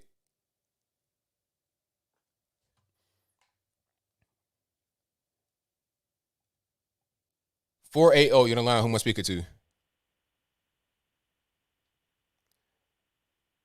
Going once, going twice. 480. All right, I don't know what's going on. The Obama phone's not really working right. You got to get it together. Got to get it together. All right, 678, you're on the line. Who am I speaking to? Hey, what's up, ABL? This is the Political Latino. All right, what's going on? Hey, nothing much, brother. Just enjoying your show tonight. But I wanted to ask you a question over here about what you thought about. I live in Georgia, and when I came to Georgia from Florida, well, it was Rick Scott running the whole joint back in Florida, so the jobs weren't good and things like that. But then I moved over to Georgia when Nathan Deal was in office. And then Brian Kemp went against Stacey Abrams, right? But now we got Representative Vernon Jones, who was a Democratic, who supported Trump and believes in the MAGA movement. And I just want you to, I just want your thoughts on if you know about Representative Vernon Jones and what he stands for, because I support him for governor for Georgia for 2022, come elections in 17 months. I mean, I'm He's not a black really, American. I don't know a lot about. I like Vernon Jones, but I don't know a lot about his policy because let's not forget now, Vernon Jones is a lifelong Democrat. So, what is he really going to do as a governor that's better than Brian Kemp? I like Brian Kemp. Brian Kemp, people didn't like what happened with the election, but that's not really his fault. He did things to try and strengthen the laws after the fact, like everybody else did, because who knew what was going to actually happen with that whole mail-in voting? Like, who knew that was coming as far as the onslaught of the mail-in ballots? It was like a kind of a last minute. I live. No, I'm sorry to interrupt. Look, I live in Georgia, right? And since 2014, and I've been all over Georgia. And during the election times, somewhere between September and November, all you saw was Trump signs everywhere. Look, Atlanta only makes up a little bit of a city. Out of all the state of Georgia, you got Athens, you got Rome, you got Douglasville, you got Tifton, you got Conyers, you got McDonough, you got Douglasville, you got Valdosta, you got all the way up to Alpharetta, all the way to Helen. So I'm like, how the hell is it possible that this state flipped for blue? Impossible. It's impossible because everywhere was for Trump 2020.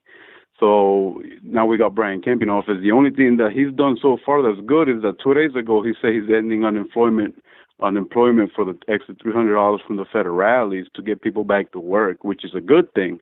But so far, Brian Kemp has been nothing but a freaking snake, along with this guy Brad Raffensperger, the Secretary of State. They took money from dumb onion machines in order to flip the blue for the state of Georgia for blue. And that's why we need people like Vernon Jones, who was a Democratic lifelong Republican, like you said. Yes, I agree with that. But he flipped over to the Grand Old Party. If you go to Representative Vernon Jones's website, he actually joined the Grand Old Party during the Trump times because of the, everything that President Trump did, which was to better the economy, better the border crisis. Or there wasn't even a border crisis back then, but better up the fence and all that stuff, and immigration laws and economic laws and policies. And then this clown comes around with Kathleen Harris and then destroys it all in 4 months, and now we're looking like Venezuela. Yeah, but is that Brian Kemp's fault? Well, like I said, ABL, he sold out with dumb onion machines for a little bit of scratch, and that's what people don't know. So what did he do exactly? I don't understand. He and Brian Kemp and Brad Veganberger sold out with dumb onion machines for a couple of $1 million just to flip for blue. And that's what I'm asking is, I heard what you said. He sold out, but what did he actually do? Like, did he take some money? Did he get paid? Like, what's going on? Of course he did, but nobody knows that because everybody who lives outside of Georgia, you see, like, I'm not sure what's going on with Michigan. I'm not sure what's going on with Wisconsin. I'm not sure what's going on.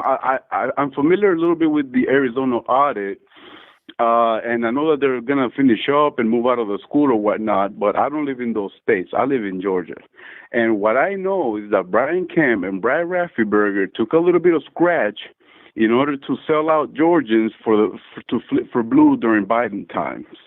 And that's what doesn't fly with nobody around here. Everybody knows that it was supposed to be, I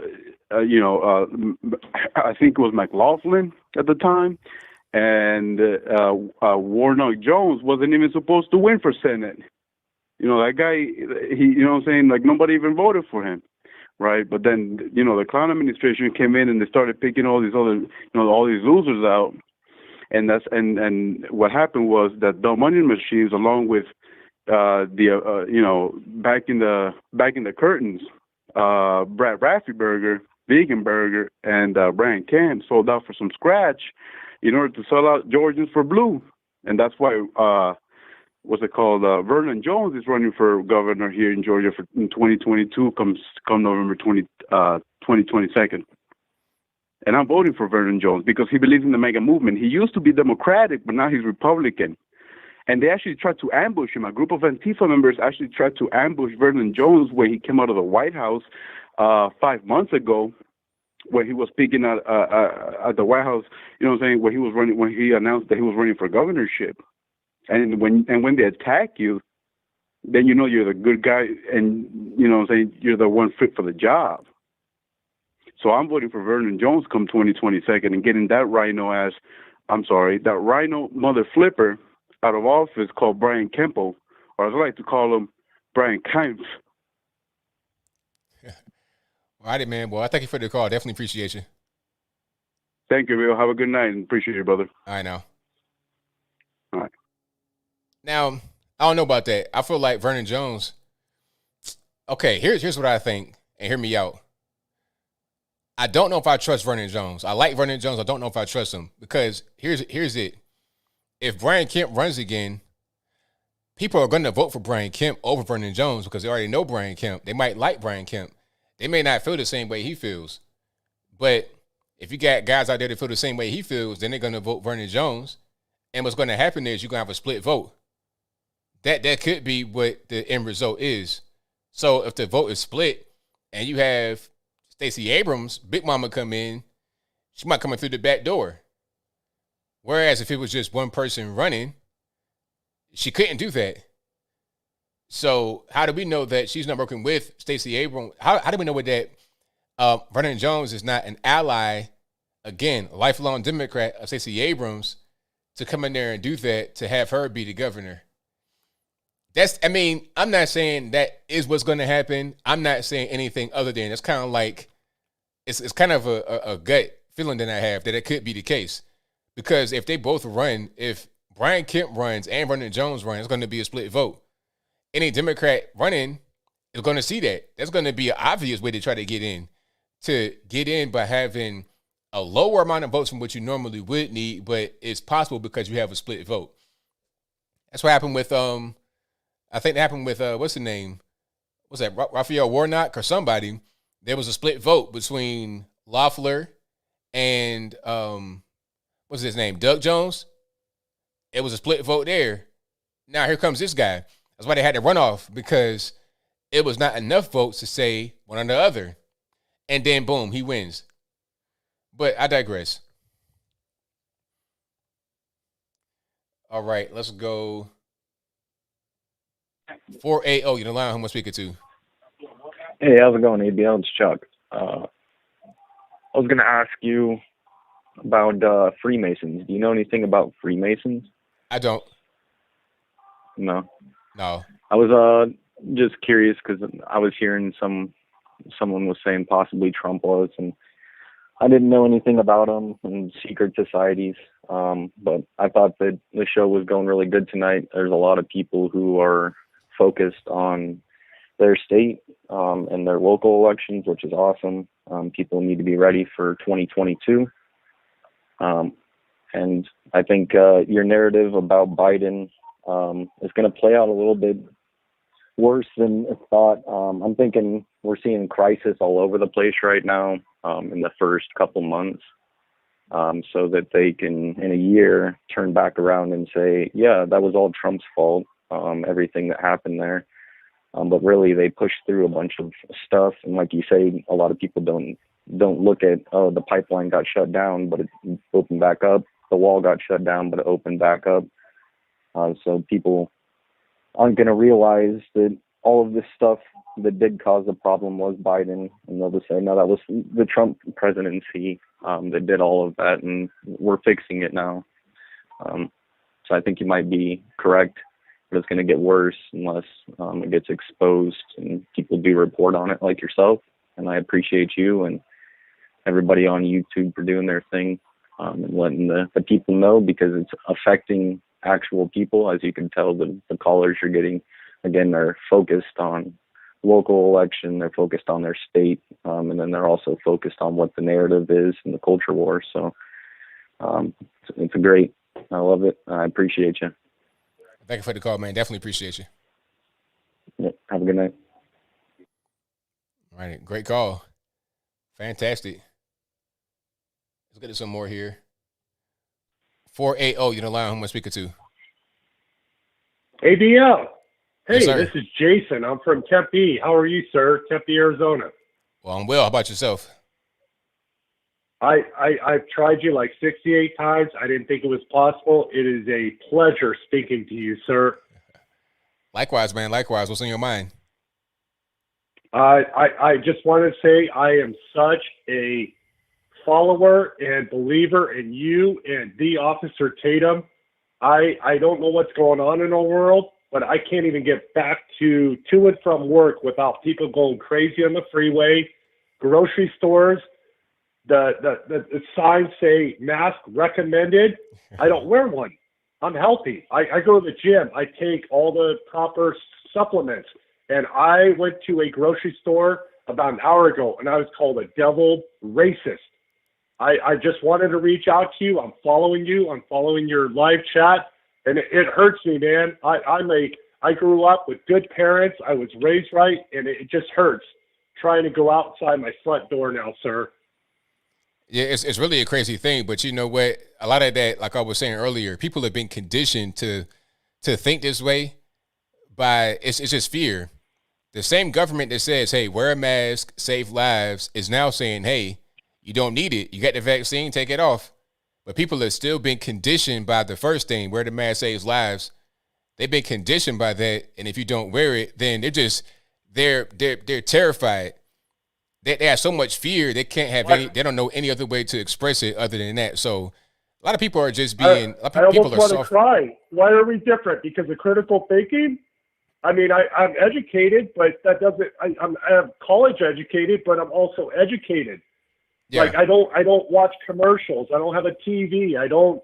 What happened to society, man? I can't go anywhere without anyone looking at me wrong, man. Man, you can't let it affect you, because these people, you got to understand where they're coming from. They're scared. They're afraid. You're not afraid. You're not scared. So you don't let them and what they are going through with their fear affect you. You know what you're doing is right. That's all that really matters. You're not trying to hurt anybody. You're not trying to do anything wrong. You're doing right. Just focus on that, and don't let anybody in their fear that they're projecting on you get in the way of living your life like you want to. Yes, sir. It's just very challenging when you try to meet a woman in your life and who'd you vote for? What are your politics? I'm like, can't we just go on a date and be good people and just have a good time? Can't we? I go to work. I get hounded all day by just these harsh words. I'm like, when did work get this hard? When did driving to and from work? When did life day to day get this hard? I have nightmares trying to sleep, sir. I mean, you can't really let it. Like me, my life, I don't really let what people are doing really. I kind of walk to the beat of my own drum. I don't even really care. It's like people want to do stuff like that. It's like, all right, that's your thing. That's your prerogative. I don't let it bother me too much. Okay. All right. I'm going to work on that. I'm just diet and exercise, doing all that. Thank you so much, sir. Thank you for the call, man. Appreciate you. You take care. All right, now. Bye now. All right. Shout out to the caller. Hey, I appreciate him for calling. Don't let what people don't let their fear get in the way of your life. I pretty much do what I want. Like me, I walk to the beat of my own drum all the time. That's just I'm that kind of person. I'm just kind of I'm a different kind of guy, period. I don't even really care too much about nothing. So that's just how I operate. And you gotta live in that and be confident in that. And you're talking about young ladies and whatnot, you'll be able to attract the correct people around you, period. Women or just anybody. Just live in your truth, be confident in it, and don't be worried about those that are just petrified with fear. They can't even leave their house because they're scared that if the mask ain't on, the most deadly plague in our lifetime is just going to escape from your mouth and just attack them. But if a piece of cloth, like if their shirt was right there over their mouth and it wouldn't. Silly stuff. Yeah, I don't let silly people get in the way, and you shouldn't either. But thank y'all again for being here. Definitely appreciate you guys. If you enjoy what you're hearing so far, go ahead, give me a thumbs up, like the video, share the video, do all that good stuff. Okay, let's go. Let's see. 206 on the line. Who am I speaking to? Yo. What's going on? Yo, this Earl, man. I talked to you once before, and I'm trying to figure out something that don't make no sense to me is why you think the government don't owe us. What you mean? You say that critical race theory is like there's something wrong with it, like the government don't owe us. Owe us what? Why would you owe us? Owe us as a people. Owe us as everything. I mean, I know you ain't slow. What you mean? What you mean? Money? Oh man, not just money. Everything from power. All the white people got the power. I mean, this is stuff that you know. I don't know why you making excuses like the government don't owe us. So, well, like, why? What made you that way? So, does the government have the ability to give power to you? Like, how they gonna do that? They trying to do it. They trying to do it right now. But people like you are telling them, nah, don't do that. Don't do that. Don't give these black people and these Mexican people any kind of power at all. You're trying to stop it. You're trying to stop it in the schools. It don't make no sense to me why you over here trying to stop all this, trying to stop the advancement of us, because we landed on Plymouth Rock. We didn't land on America. Okay. All right. Okay. Now, I mean, I'm not really sure how, if you're talking about critical race theory, in that whole ideology, they say that the white man is superior. He's the omnipotent being. He's the best. He's the brightest. And then they say if you black or you're colored, whatever they want to call it, person of color, same thing. If that's you, then you're somehow weak. You're inferior. You need a white man to do everything for you. They paint us as weak, defenseless, helpless victims, and they paint the white man like he's God, like he's Jesus Christ. So I don't know if you want to. Who put crack in the neighborhoods though? Who put crack in the neighborhoods? The white man, right? Was it the white man that was moving cocaine all over California, all over New York, all over everywhere? Was it the white man doing that? Because I saw documentaries with guys like Rick Ross talking about freeway, that. Nothing like that. Huh? You ain't never seen Freeway. You ain't never seen Freeway talk about how the white people, the federal, CIA, the government, they put crack in the black places, and they wouldn't let. Then they try not to let us vote now. They trying to stop us from voting now, and I don't understand what's your problem. Okay, so you could say the CIA, they put crack in the neighborhoods, but who sold it? I mean, if somebody put some heroin in your house right now, are you going to shoot it? Maybe. I say you might do it. You might be bored. You might be like, you know what? I'm going to go ahead and just get high right now because it's right here in my face. Huh? If it's there, right? Oh, so if it's there, you got to do it right. You see a 20, you see a 20 on the ground, you're going to walk past it and step on it, you're going to pick it up. Well, I mean, a $20 bill is valuable, but heroin, I'm not going to just do that because it's right there. But my point is, at the end of the day, it was us that sold the drugs. It was us that did that. We did it. Who put it there? It don't matter who put it there. So what? Okay, let's just say. Wait. I'm gonna answer your question. I'm answer your question, sir. Let's just say the white man did it. The random white man on the street, he did it. He put it there. Now what? Because you black, you can't think for yourself. You have no mind of your own. You're inferior. You are beneath the white man. You're the white man subservient. You a pet to the white man. So you got to do it, right? Is that what you're saying? In a candy store, and then he's going to take candy. So you're comparing an adult white male to an adult black male, but the black male's the kid. But the black male's the kid, and the white male's the adult. Huh? I'm not talking about Obadiah. Down, Obadiah work at the laundromat. I'm talking about the government owes us. Okay, so what would you want? What do you want? I want them to give us what we owed. What is that? Be specific. Like if you're going to ask the government for something, you can't just say, "Oh, you owe us." It's like, all right, what do I owe you? Like if you come to me and say, "Hey, but you owe me," I'm like, "What you owe me? What I owe you? How much?" You got to be specific. So what do they owe you specifically? They owe us 200 years of oppression's worth of when they wouldn't let us be equal. Okay, I got it. But look, check it out. Be specific. Give me like a tangible thing. Is it money, resources? What do you want specifically? Yeah. I'm asking the question. What do you want, cuz? You don't know, do you? You might want to just take a little time and think about it, and then like you can't just say I don't know and then be at the same time be demanding. It doesn't make any sense.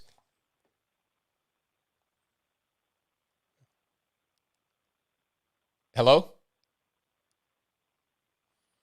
All right, I don't know what happened. The Obama phone ran out of minutes. So shout out to the caller. It's like, hey man, what you want from the government? They owe us. All right, what do you want? Hold on, where's my sound at? Nah. Yep. I'm gonna push all the buttons until I get to the right one. There you go. That's what he wants.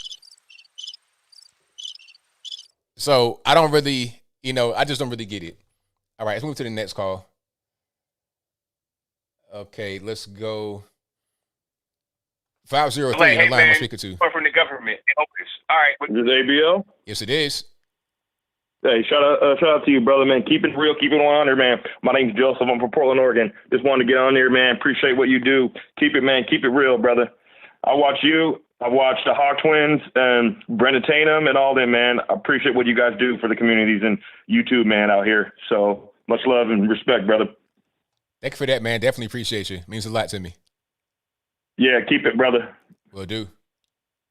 Out. Peace. Peace. All right. Shout out to the call. Great call. If you're enjoying the show tonight, go ahead and give me a thumbs up on the video. Hit the thumbs up button right there if you're not done so already. Also, if you're not subscribed to the channel yet, I don't know what you're waiting on. Go ahead and subscribe to the channel right now.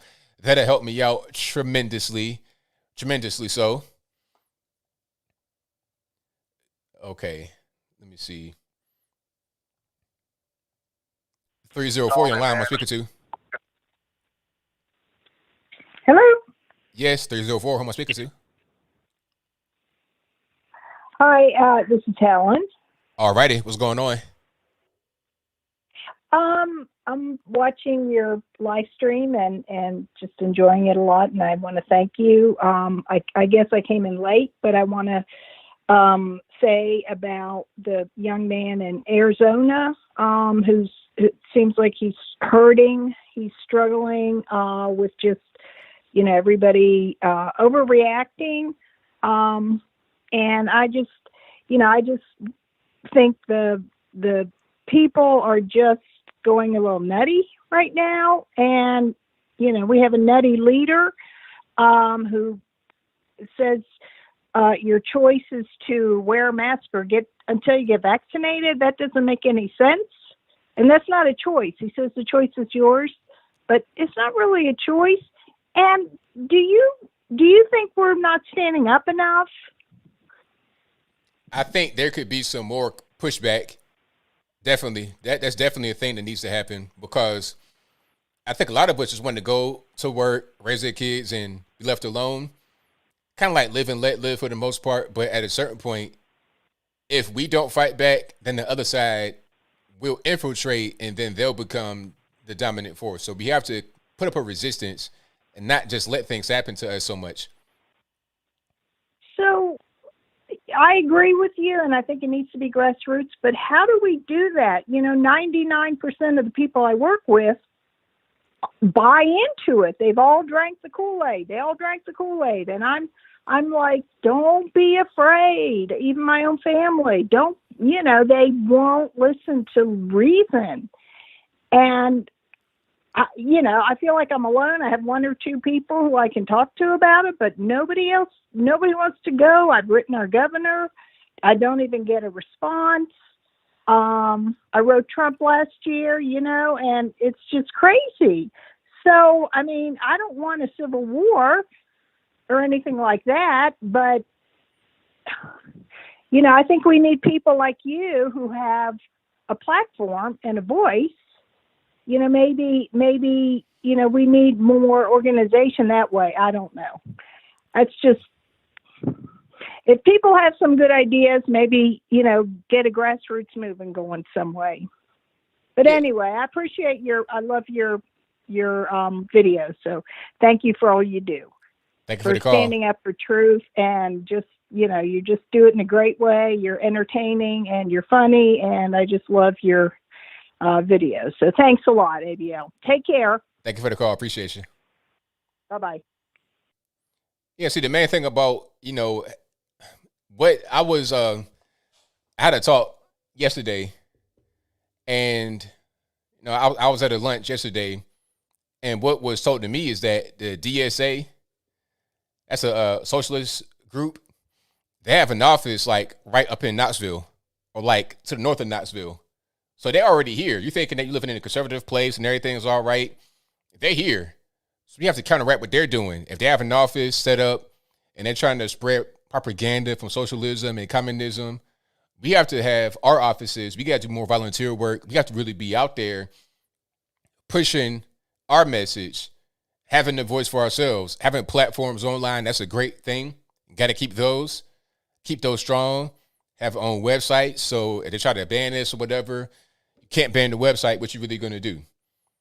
For the most part, but that's a different story. Anyway, harder to ban a website. You got to be out there in the public, brick and mortar.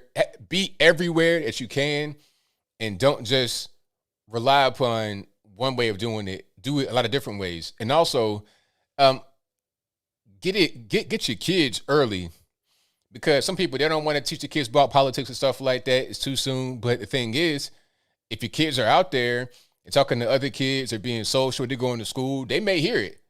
They may have a critical race theory kind of slipped in there, kind of like in between the cracks. And now here comes your 7-year-old coming back from school talking about, Mommy, my teacher said that America's a bad place and that white people are racist and they treat black people really bad, and my friend is black and I don't treat my black friend bad. You hearing these kind of stories go on, so you have to step out in front of that. You can't let them hear that from the first time from a bad source. So whatever you can do to prevent that from happening and or to prepare them or to debrief them, that's what you got to do. Don't just let these things go on. You have to be actively involved with the fight as they are involved with the fight. You may not want to fight, but they punch you in the face over and over again. What you going to do? Just keep getting rocked in your jaw? You put up a fight, or you going to, engage in some combat? Of course, and when I say that, I mean metaphorically, not literally punching somebody in the jaw, knocking them out. But anyway, I digress. All right. 773 on the line. I'm speaker to. Okay, it must have, my phone conked out. 779, you're on the line. I'm speaker to. Is this ABL? Yes, it is.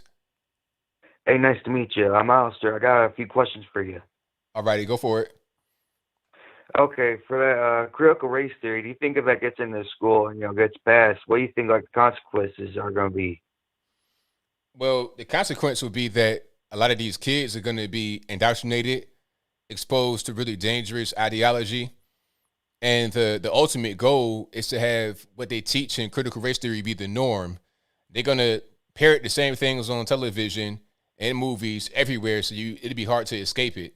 It's going to be a holistic thing where they just, they drown you in that type of ideology from all points of society. Okay. My second question, I know Trump's been teasing a lot, but do you think he's going to run for president next term? You said who now? Trump. He's been teasing it a lot. Do you think he's going to be running next term? I don't know. I'm still kind of like, I still really don't know. He may run. I'm thinking that he's kind of leaning more toward that, but I really don't know. I would like for him to run, of course. That'd be, I think that'd be the goal, but I really don't know. I think that he wants to see what's going on with the midterms and stuff like that, and then make a decision. Oh, okay. All right. Well, thanks, BBL. Keep up what you're doing. I really like it. See you later. All right. Thank you for the call. Definitely appreciate you. All right. Bye. All right. Yeah. I mean, it's kind of hard to tell whether he's going to run or not. I don't really know. We'll see. We'll see how that goes. All right. So let me go ahead and get to it here. Let me see. Let's go. 773, you know, line. Who am I speaking to? How you doing, ABL? This is my name Dante. How you doing? I'm from Chicago. I just did 20 years in the Marines. Hoorah, you know. I just wanted to say this is that once I came back home, I just came back home this January, and I just retired from it. I just wanted to say, and I was also a Cook County sheriff here as well when I'm not doing tours and things like that. I mean, just the respect that I got here. When I get off the plane, it's like, you know, people show you love. I mean, there's a respect here, but now it's like they just hold your head down at you, and they don't even want to be associated with you. But the situation that I go through here is just as an officer, as a law enforcement officer. I mean, I just feel ashamed. And the fact of the matter is that, yeah, I'm a Trump supporter. I get it. I mean, we don't carry that on our flags when we go over there and we fight for these individuals. But at the same time, I mean, I don't want to get emotional. Like I said, I'm a Marine. We don't do that. Hoorah, you know. But, I mean, I just want individuals to know that I didn't go over there to fight because, you know, it's my own personal feeling. I'm trying to protect myself. I have 3 children. I'm protecting them. They're grown men now. I'm 40. I didn't do my thing. But, you know, all I want to do is just open up that basket and just tell people that when you see a person with those stripes on and we go over there and we fight, I did so many tours. You know, I'm a gunnery sergeant in there. And I just retired this January. And it was just, I'm just so, I've been watching your show for so long, and I appreciate you and I respect you so much. You show us so much here on this show. But I just wanted to push that out there. And, you know, I don't even feel like I'm at home. And I've been doing this for years. I was there with 9/11. I did it. I didn't have to do it, but I did it. And then when I come home, you know, I'm so disrespected. Why? That's the only thing I wanted to know. I don't owe, you know, anybody anything, and nobody owe me anything. I just want to know why. And I'm here to protect you overseas and over here. You know. And that's all. I mean, you don't have to respond. I mean, you know, I'm getting emotional. I mean, it is hard being an officer here. You know, it's hard for me to be a Cook County sheriff and serve the streets and then go back over there when I get called. I do 18 months. I fight. I don't have to, but I do. You know, and there's no response. I mean, that's cool. I just wanted to, you know, people to hear this. This is what I do. In 20 years, I did this and didn't have to, and I'm still here. I hear you, man. I just wanted my voice to be heard, man. Thank you so much for pushing out what you do, ABL. I've been watching you for 3 years, Pimpin'. Keep doing what you do. You hear me? Yes, sir. We're going to take it. Thank you so much. I just wanted to hear that. Thank you for your service, man. Thank you so much. Yeah, we got your back, man. Thank you for your service. Of course. Thank you. Thank you. Wow. Yeah. I can feel it, man. I almost got emotional myself. You know, Dad was a Marine, so I got a little, I got one tear right here in the corner of my eye, man. Hey, we got you, man. We really support, you know, that's why I got my flag right here. Police and fire. You know, I support all public safety, military, police, fire, all you guys. Thank you for what you do, man. It might go underappreciated. Like people don't care and they're treating you bad. Just know that you have a lot of support. A lot of support. I mean, people will do, they put their life on the line for you guys because you do the same thing for us. So we really appreciate you guys. And don't let anybody tell you that you're not worthy of that, because you are. All right. Wow, that was a deep one. 901, you don't line, who am I speaking to? Hey, ABL, how you doing, man? Everything's all right. Can't complain about yourself. I'm doing all right. I've been trying to reach you for a long time. I appreciate what you're doing, man. I really do. I really, appreciate what you and the boys are doing. I was hoping you can assist me a little bit. I'm trying to start my podcast, but I already bought the equipment, but I don't know how to set it up. Is there a way I can get your assistance? Okay, so what did you get? Well, I got the mixer, I got the mic, I got the headphones, the stuff to connect the mixer to what they call it, where you plug in the headphones and everything. Okay, so what? I just don't know how to set it up. So what is your mixer? Like, what's the brand of the mixer? What's the brand of the microphone? It's a audio something. Technica? Yeah. Does it have a USB plug or like a weird kind of plug? It's the big head headphones. Both of them are all like that. And then they have another connector that you put in the headphones and everything that you can plug in the computer USB or plug it in the wall. Okay, now if you got a mixer, I can't really see your setup, but if you have a mixer, there should be a big cord that goes from the microphone to your mixer, and then the mixer goes into the computer. There should be a plug, like a USB cord, to go to the computer. Now, do you have a computer like a laptop, desktop? What do you have for your computer? Laptop. Okay, well, is it newer? Is it older? Like, what kind of laptop you have? About 2 years old. All right, is it a But Chromebook? it got Windows 10. Okay, Windows. All right, so I mean, you should be straight. Yeah. Like, really, all you got to do to do your podcast. Do I need to download a special software for it for the audio? Not really. I mean, you can record pretty much anything. Like, when I used to record all my videos, there's a program called what's this? I forgot what this is. This is OBS. That's right. Yeah. So the program is called OBS.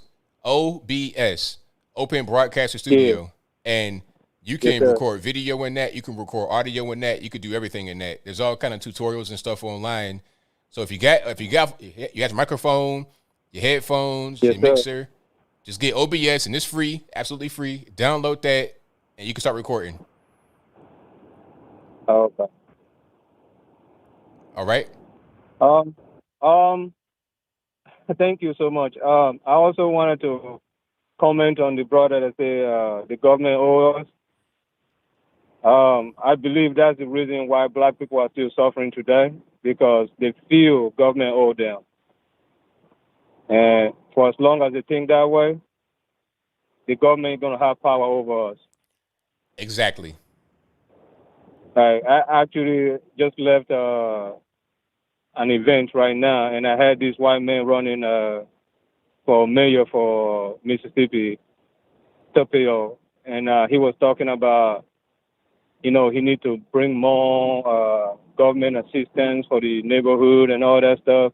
Oh, he's been a lawyer for 25 years, so he knows how everything works.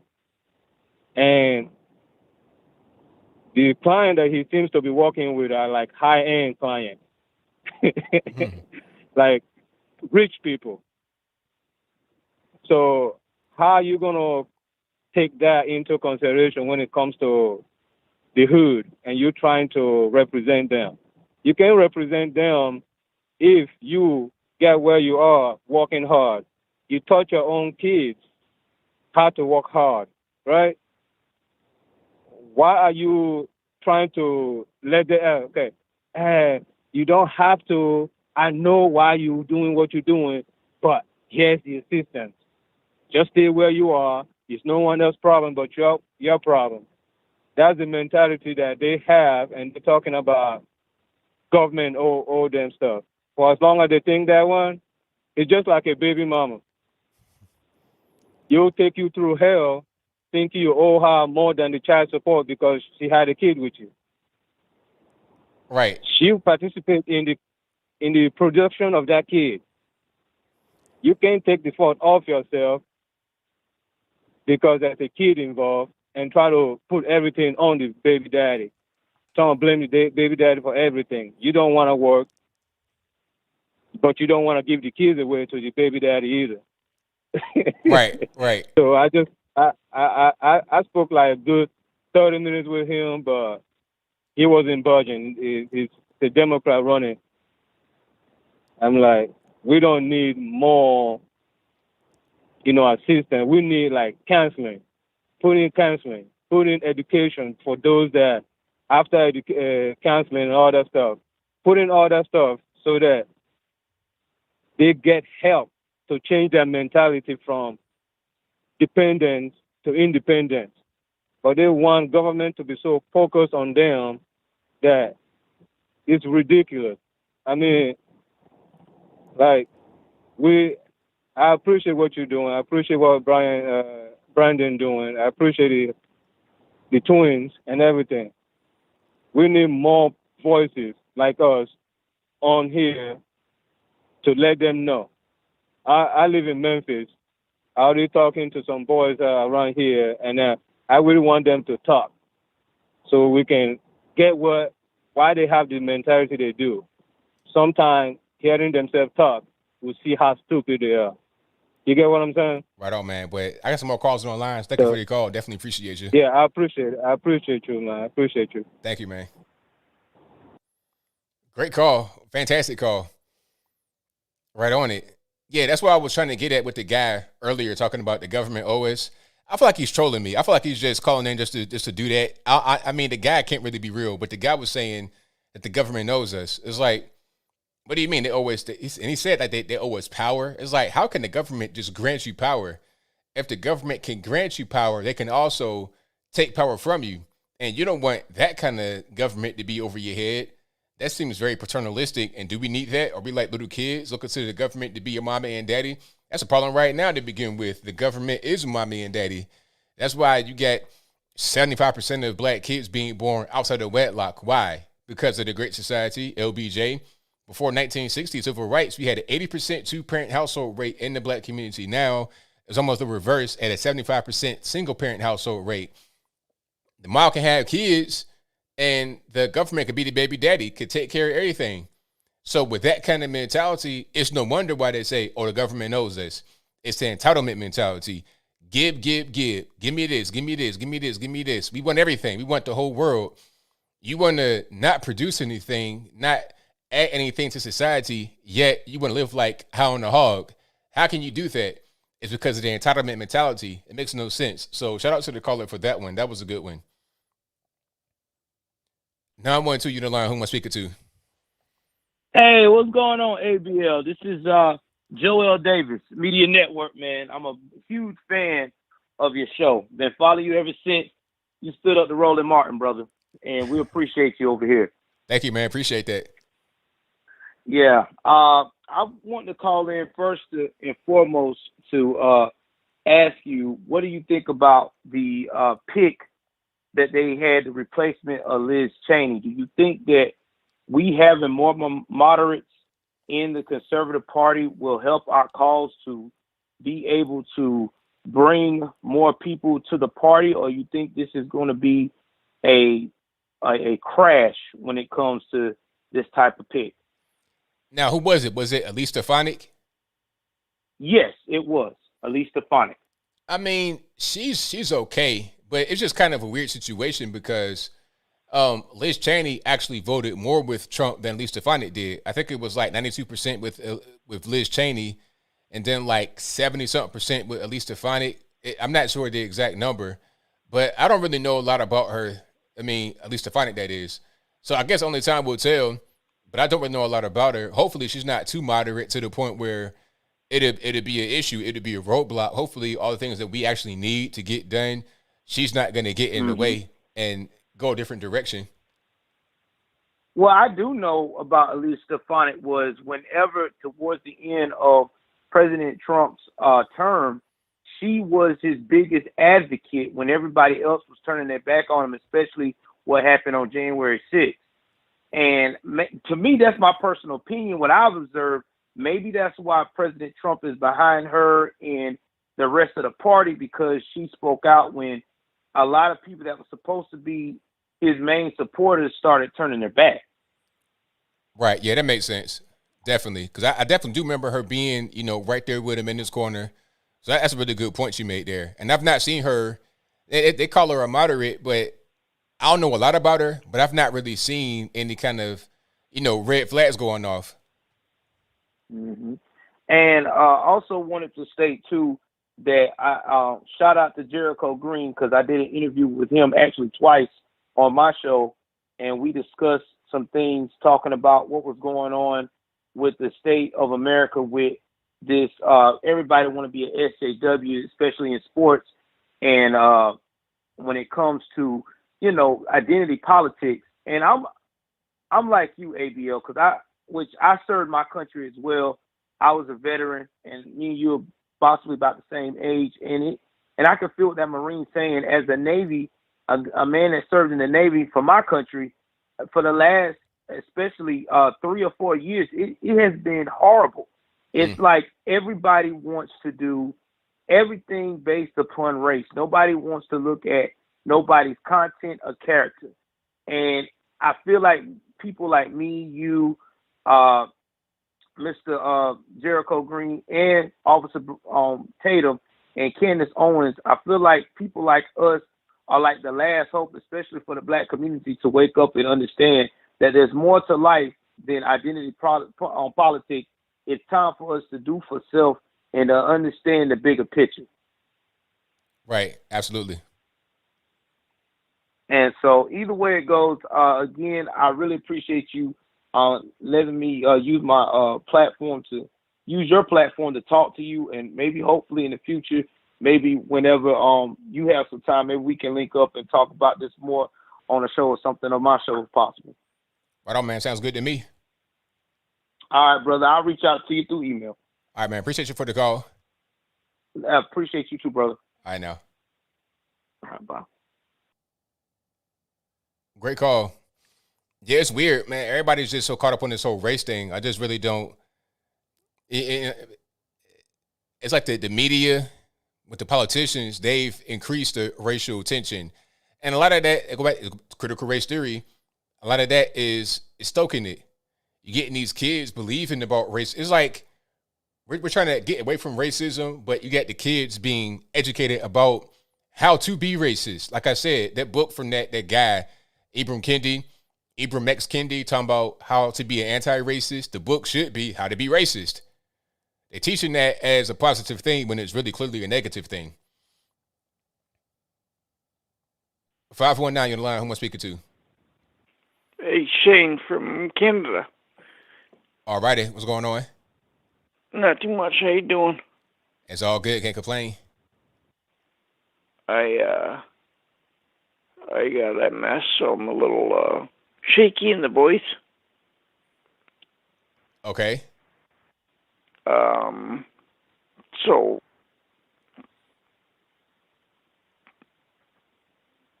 that's yeah. Anyways, that guy you talked to a few minutes ago from the Marine Corps. Yeah.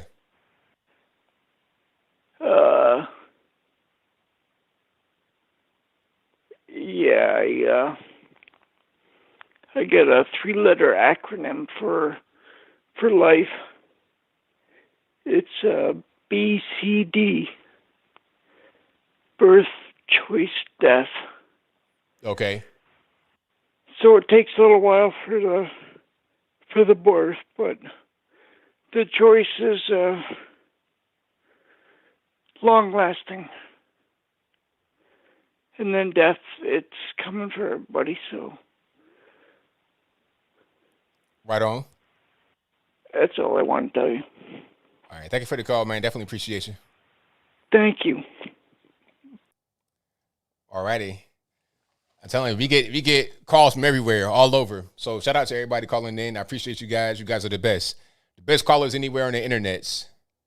765, you're on the line. Who am I speaking to? Hey, this is Paul. Hey, I just want to let you know that I really appreciate your program because it's clean. And I think in my heart that what's wrong with America, we need to get on our knees. And I think God wants to hear from us. I think it'll change the world if everybody got on their knees and really ask God to help our nation. And I can't believe I finally got a hold of you, but I'm just letting you know that I really appreciate your program. And that's all I have to say. And may God bless everybody and just keep America in prayer. Well, thank you for that, man. Definitely appreciate it. All right. Thank you. All righty.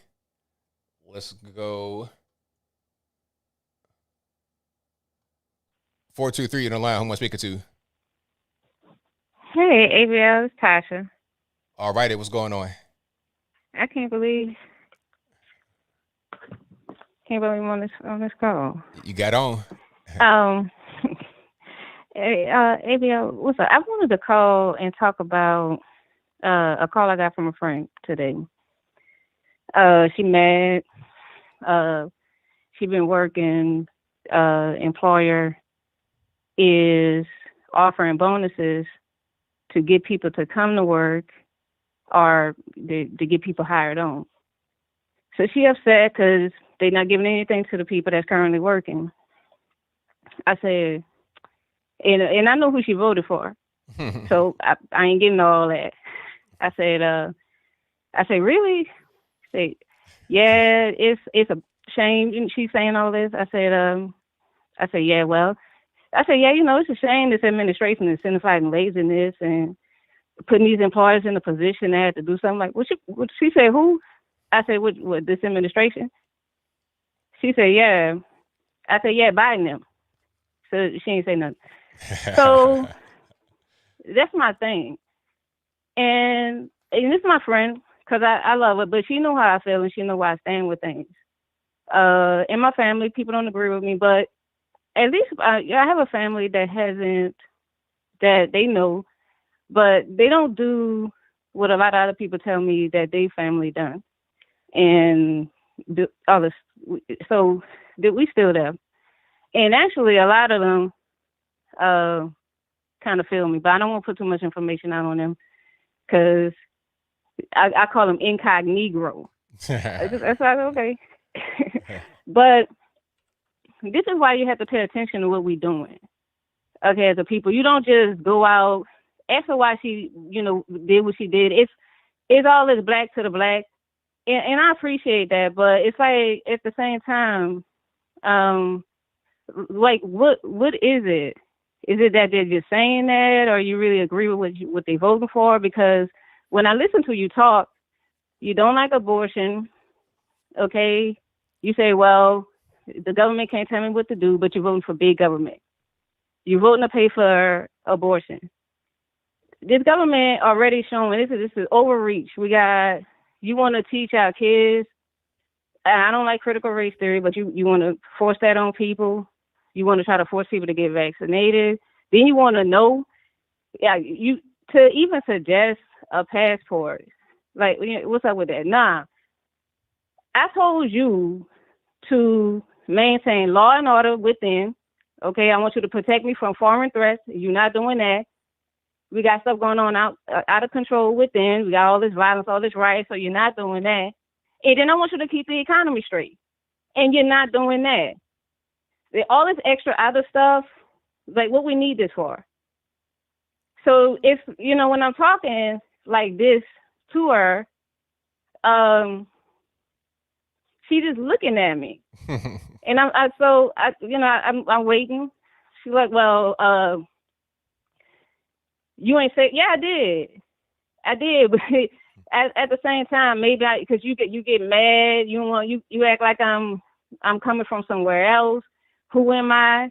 And it's the same thing I've been saying, but it's like you want to tune me out when I'm not saying things that you want to hear, or you just don't want to go there at all.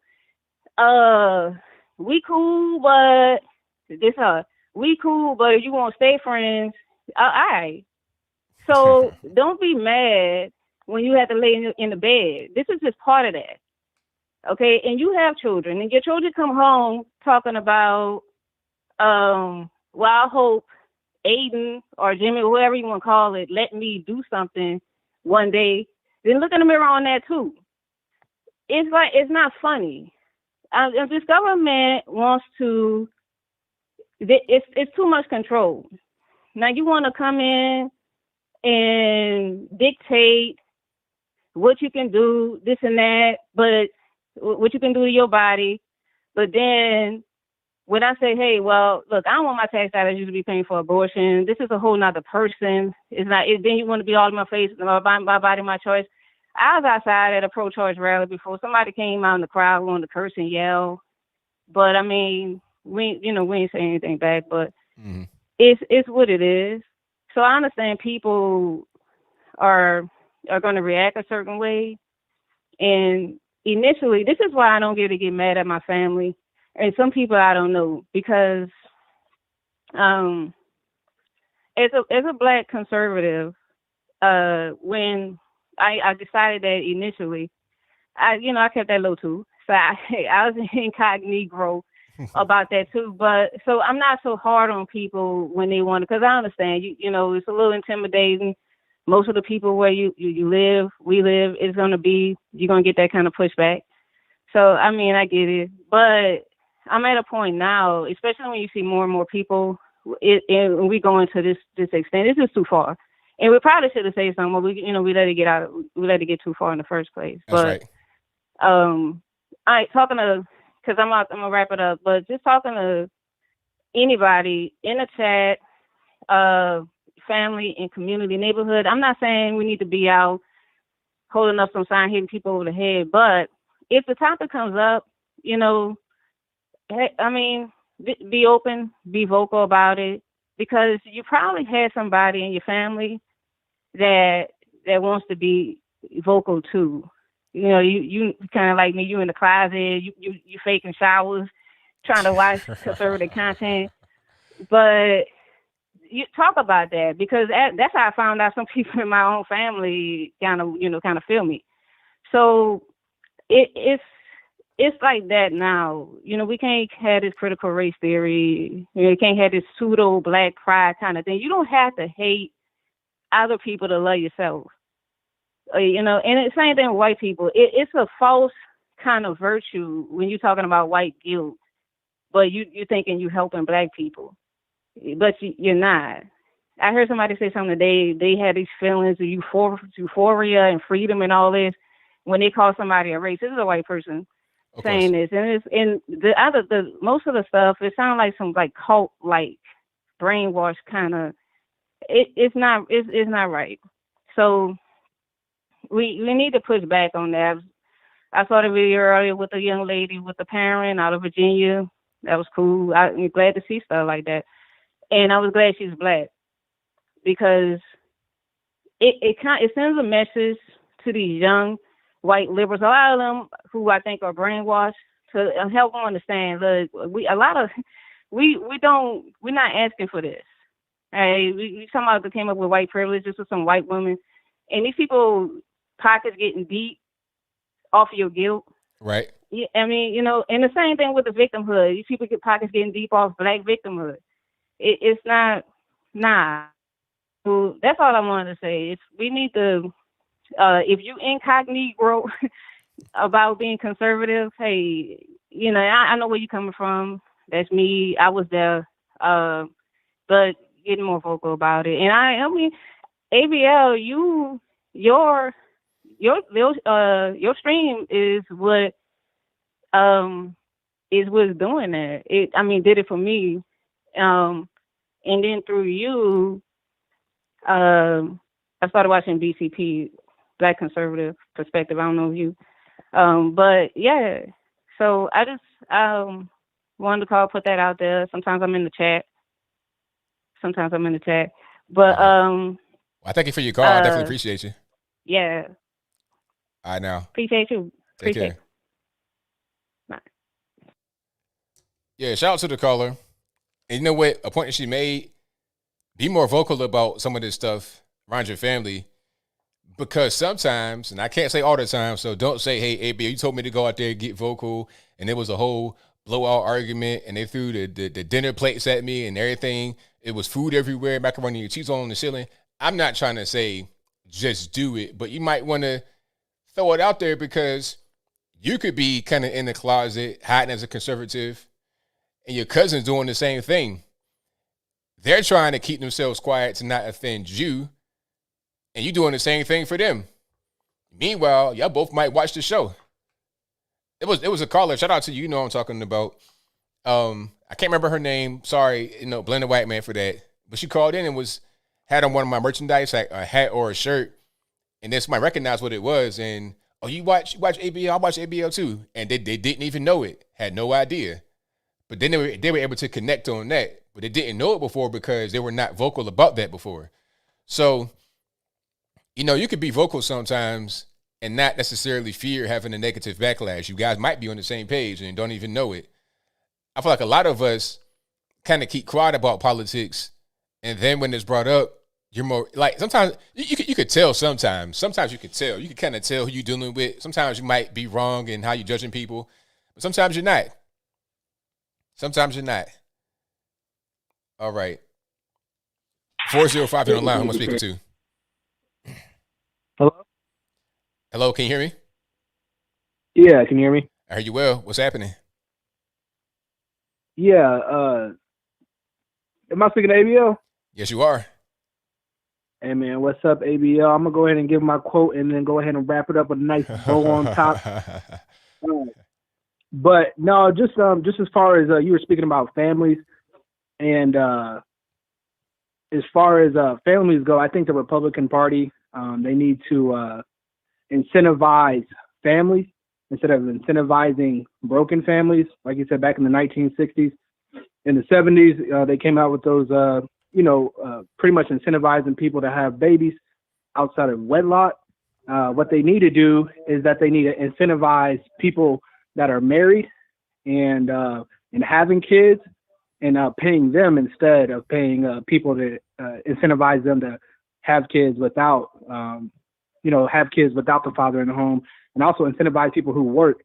So if you have a job, incentivize them instead of incentivizing people to not work. So if you want something to grow, you incentivize it. If you want something to decrease, you tax it. And I think the Republican Party really needs to come out with that vocally and let it be known. That's really all I really had to say. So I appreciate it. Thank you for the call, man. Definitely appreciate you. Yep. All righty. Yeah. I think the main thing we got to definitely do is dismantle that welfare state, because that's causing a lot of problems. That's causing serious problems. You're incentivizing the single parent household rate. That's just what's happening, and it's pretty clear to see that's what's going on. It's unfortunate, but it is what it is. All righty. So let's get to a few more. The number to call 434-658-1220. Let's go. All right. 713 on the line. Who am I speaking to? BG. All right, man. What's going on? Oh, man. I'm just ready to talk to ABL. All right. You live on the show with me. What's happening? Oh, man. Okay. Let me turn this thing off. Man, I just wanted to comment on some things that are missing in this country. You know, I grew up in the late 50s and 60s, and most of these people that are complaining about racism and stuff, they never lived through that stuff. They don't even know what they're talking about. Right. You know, I lived in Pasadena, Texas. We had a major KKK office over here off of Red Bluff. And one day my father was taking me and my sister somewhere, and those guys used to stand out at the red light and try to pass out their pamphlets and stuff. My dad rolls his window down, and the guy tries to hand him a pamphlet. He goes, "I don't raise my kids that way. Step away from my car." There you go. We need more men like that. Right on. And that made a lifetime impression on me. I put 4 of my kids through college, got them out of school. They didn't know a dime. I got a son. One day we were talking, and I said, "Man, I can't stand all this illegal border crossing stuff." And it was in the 90s when, dude, you couldn't go to a hospital around here without it being just full of people because they were using it as a doctor's office. Mm-hmm. So anyway, my son, he was probably about 26, 27 when we had this talk. And, dude, he just looked at me square in the eye, and he goes, "You are a damn racist." Whoa. I'm like, So your son fixed his mouth to say that to you? My son said that to me, yes, sir. Wow. And I tell you what, I was almost ready to come to blows with him, but he walked away, so nothing happened. But, I mean, to me, I took that as an insult to my dad because I wasn't raised that way. And basically hadn't talked to me since, got him out of school and pretty much threw me away like the garbage. Wow. Man. But anyway, man, I love the show, and I was talking to your moderator because I was calling and it would ring and ring and then it would hang up. And I put a little post on there. I put some smiley faces, so I was joking. But I go, hey, ABL, well, answer the phone. You give me the white man treatment. But anyway, I just wanted to tell you I love your show. Been watching for a long time. And have a great evening. Thank you for the call, man. Appreciate you. All right. Bye-bye. Man, that's rough, man. You know, that exactly, John's Guitar Barn. That's CRT at work. Because what would make your son say something like that to you? You know, this is what he's been told by the outside world, not how he was raised. He's raised properly, you know, going to school, not going to the penitentiary, not involved in no street life or nothing like that, like a lot of my friends growing up were. You're raised properly, but you're hearing from the outside world things that aren't true. You're getting that into your mind. Your mind is brainwashed. So if you know, my man's, if his boy's out there listening to me, hey man, you need to apologize to your father because you're not thinking properly. Regardless of what, man, you can have a conversation about a thing and then not just, you know, apologize to your father because mess around and lose him, you're going to be wishing that, you're going to be regretting it. But I'll move on. All righty, let's go to some more. Let's go 215 on the line. Who am I speaking to? ABL, how's it going? Everything's right, man. About yourself? Everything's good. Hey, I just wanted to touch on something real quick. Now I work at a job and I get paid bi-weekly. So I noticed that a lot of people, and I'm seeing it more and more and more, that a lot of jobs can't get people to come to work because of the unemployment. People get paid every week just to sit at home. Some people get paid $300 a week, $750 a week. Then that's just, say if you're a couple and you get paid $750 a week, because I know some people that do, and that's per person. So it incentivizes everybody to stay home. And in a sense, now don't knock me for this, but just hear me out. In a sense, I could kind of see, I'm not going to do it, but in a sense, I'm not really going to blame them or knock them. But you don't want to keep relying on the government. But anyway, it's like most jobs are like trying to offer up like a $500 bonus, like Wawa, the gas station up here. They're trying to offer like $500 bonuses, extra $75, $300 if you got vaccinated. That job pays every week. So it's like I'm trying to get my foot in the workforce now. I mean, I already have a job, but I'm looking for another job. I'm trying to have two jobs, especially a job that pays every week. Then I'm working at a job that pays bi-weekly.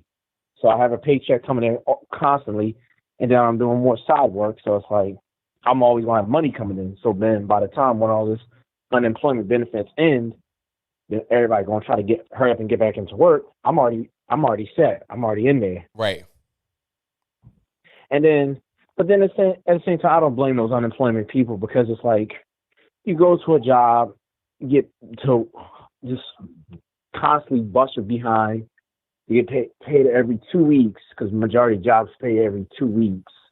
If they really want to compete, these jobs are really going to start hiring people and try to compete against the government. And at least they could do is start paying weekly. That's not even really it, though. The thing is, you get paid so much more by doing nothing. I thought about this earlier. I was like, okay, back when I was, working like, some of my early jobs, like I worked at Sam's Club when I was like 16 and like a store right beside it called Garden Ridge, like a little home goods store. And then I did Old Country Buffet when I got to be like senior year in high school and through college. I did that. The most I ever made at those jobs was $8 an hour. This is back when you had a $5.25 minimum wage starting off.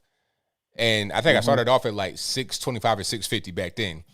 But anyway, the way that we thought back then as kids in high school and stuff like that, it's like, okay, I'm going to try to go to Chick-fil-A and get a job there if they're paying, let's just say a random number, at that time, $8 an hour. That was a lot of money if it was $8 an hour. So if Wendy's was saying, okay, $5.25, why would I go to Wendy's and work there when I can get paid $8? There's the money is higher over here. I want to go over there. It's a better spot. $8 an hour, I make more money. So I'm going to go there. It's bigger money. Now with the unemployment insurance, it's so much money. I'm reading somewhere where they say up to like $1,000 a week. $1,000 a week sometimes. But let's just say it's like 600 because you can get 300 federal and then 300 local. Let's say it's 600. That equals up to like over 20 an hour, like after taxes are taken out for a regular job. So why would I work for even $15 an hour at anywhere when I could stay home and get paid $5 more? It's the same incentive that was there from working. Now obviously, if you think long term, it's not going to be a good thing because when that unemployment insurance runs out, now you have no more quote unquote job. You're going to try to go back into the job in the workforce and you won't have anything. So it's not a good thing long term, obviously, but for the short term, it makes sense because you get paid more money to do it. Right. That definitely does make sense because they get paid more money to sit home. And it's just like, for me, I'm fighting it, but it's like really tempting because my job, I'm getting tired of they're working me like they're just working us like slaves. And then we get paid every 2 weeks. That's why I'm desperately looking for a different job. I'm constantly on a hustle. It's a lot of jobs out there now, especially. You said what? It's a lot of jobs out there right now, especially because can't nobody find employees. Yeah, that's why I'm like hassling. I'm just hustling to get in there. And then another thing I wanted to touch on, when that caller that had called in saying the government owe us, man. I understand he probably was a troll, but I'm gonna just put this out there, man. Life is what you make it. Now I'm gonna tell you, I'm gonna make this story real quick. I was done wrong by the police. They framed me. They tried to frame me for a crime I didn't commit. I mean, the charges got dropped. And this is how you know race has nothing to do with it. It was a black judge who put me back in jail when he could have read the affidavit. Even the inmates in that cell said something's not right with your case because this affidavit doesn't make any sense. And the judge said he read the affidavit, he signed off on it, he agreed to the charges and sent me back to jail for another month. So my attorney convinced the judge to get me out and have the case wavered. So he would drop the case and gave it to somebody else, and they wound up dropping the charges. So I don't know about black people being oppressed. It's like, but then it was a whole mess. But my name got cleared from that, and then I just wound up getting back on my feet, finding a much better job after that. Man, life is really what you make of it. What you put into it is what you get out of it. Like I could have sat around and been upset and stayed mad at the fact that I lost my job and because the police tried to frame me because somebody else wanted to file false statements against me and put my name in something that had nothing to do with me. And I was pissed, but I decided not to sit around and be mad about that all the time. I decided, I got to get back on my feet and keep working, keep moving. And after that, I wanted to find a better job that wound up paying more. That's right. That's how you do it. Yeah. I was like, I was pissed. I'm still somewhat pissed about it. But I wasn't going to sit around and be mad all the time, be mad all day, just talk about these people complaining about slavery, something that they didn't live through. Like, I can tell those are the kind of people they are the problem with the black community that say that kind of stuff, regardless if they're black or not, telling you that you're oppressed. They're basically like the white man that's telling you can't do nothing in life. That's basically what they are. They just don't see that. They don't understand it. They don't see themselves from the outside like we do. Yeah, because like they're trying to keep you oppressed. Like all those people who looted and rioted and burned down those businesses. Yeah, those are the real sellouts and coons. Matter of fact, those are the real sellouts. You putting the black people to depend on the government of the white man. Right on, man. But thank you for the call. Definitely appreciate you. No problem. Have a good one. Same to you. Absolutely, yeah, man. That unemployment stuff, man, it's crazy. People can't find employees. Talking about, just pay more. Like, people don't understand. People that talk about just pay more don't have no idea about economics at all.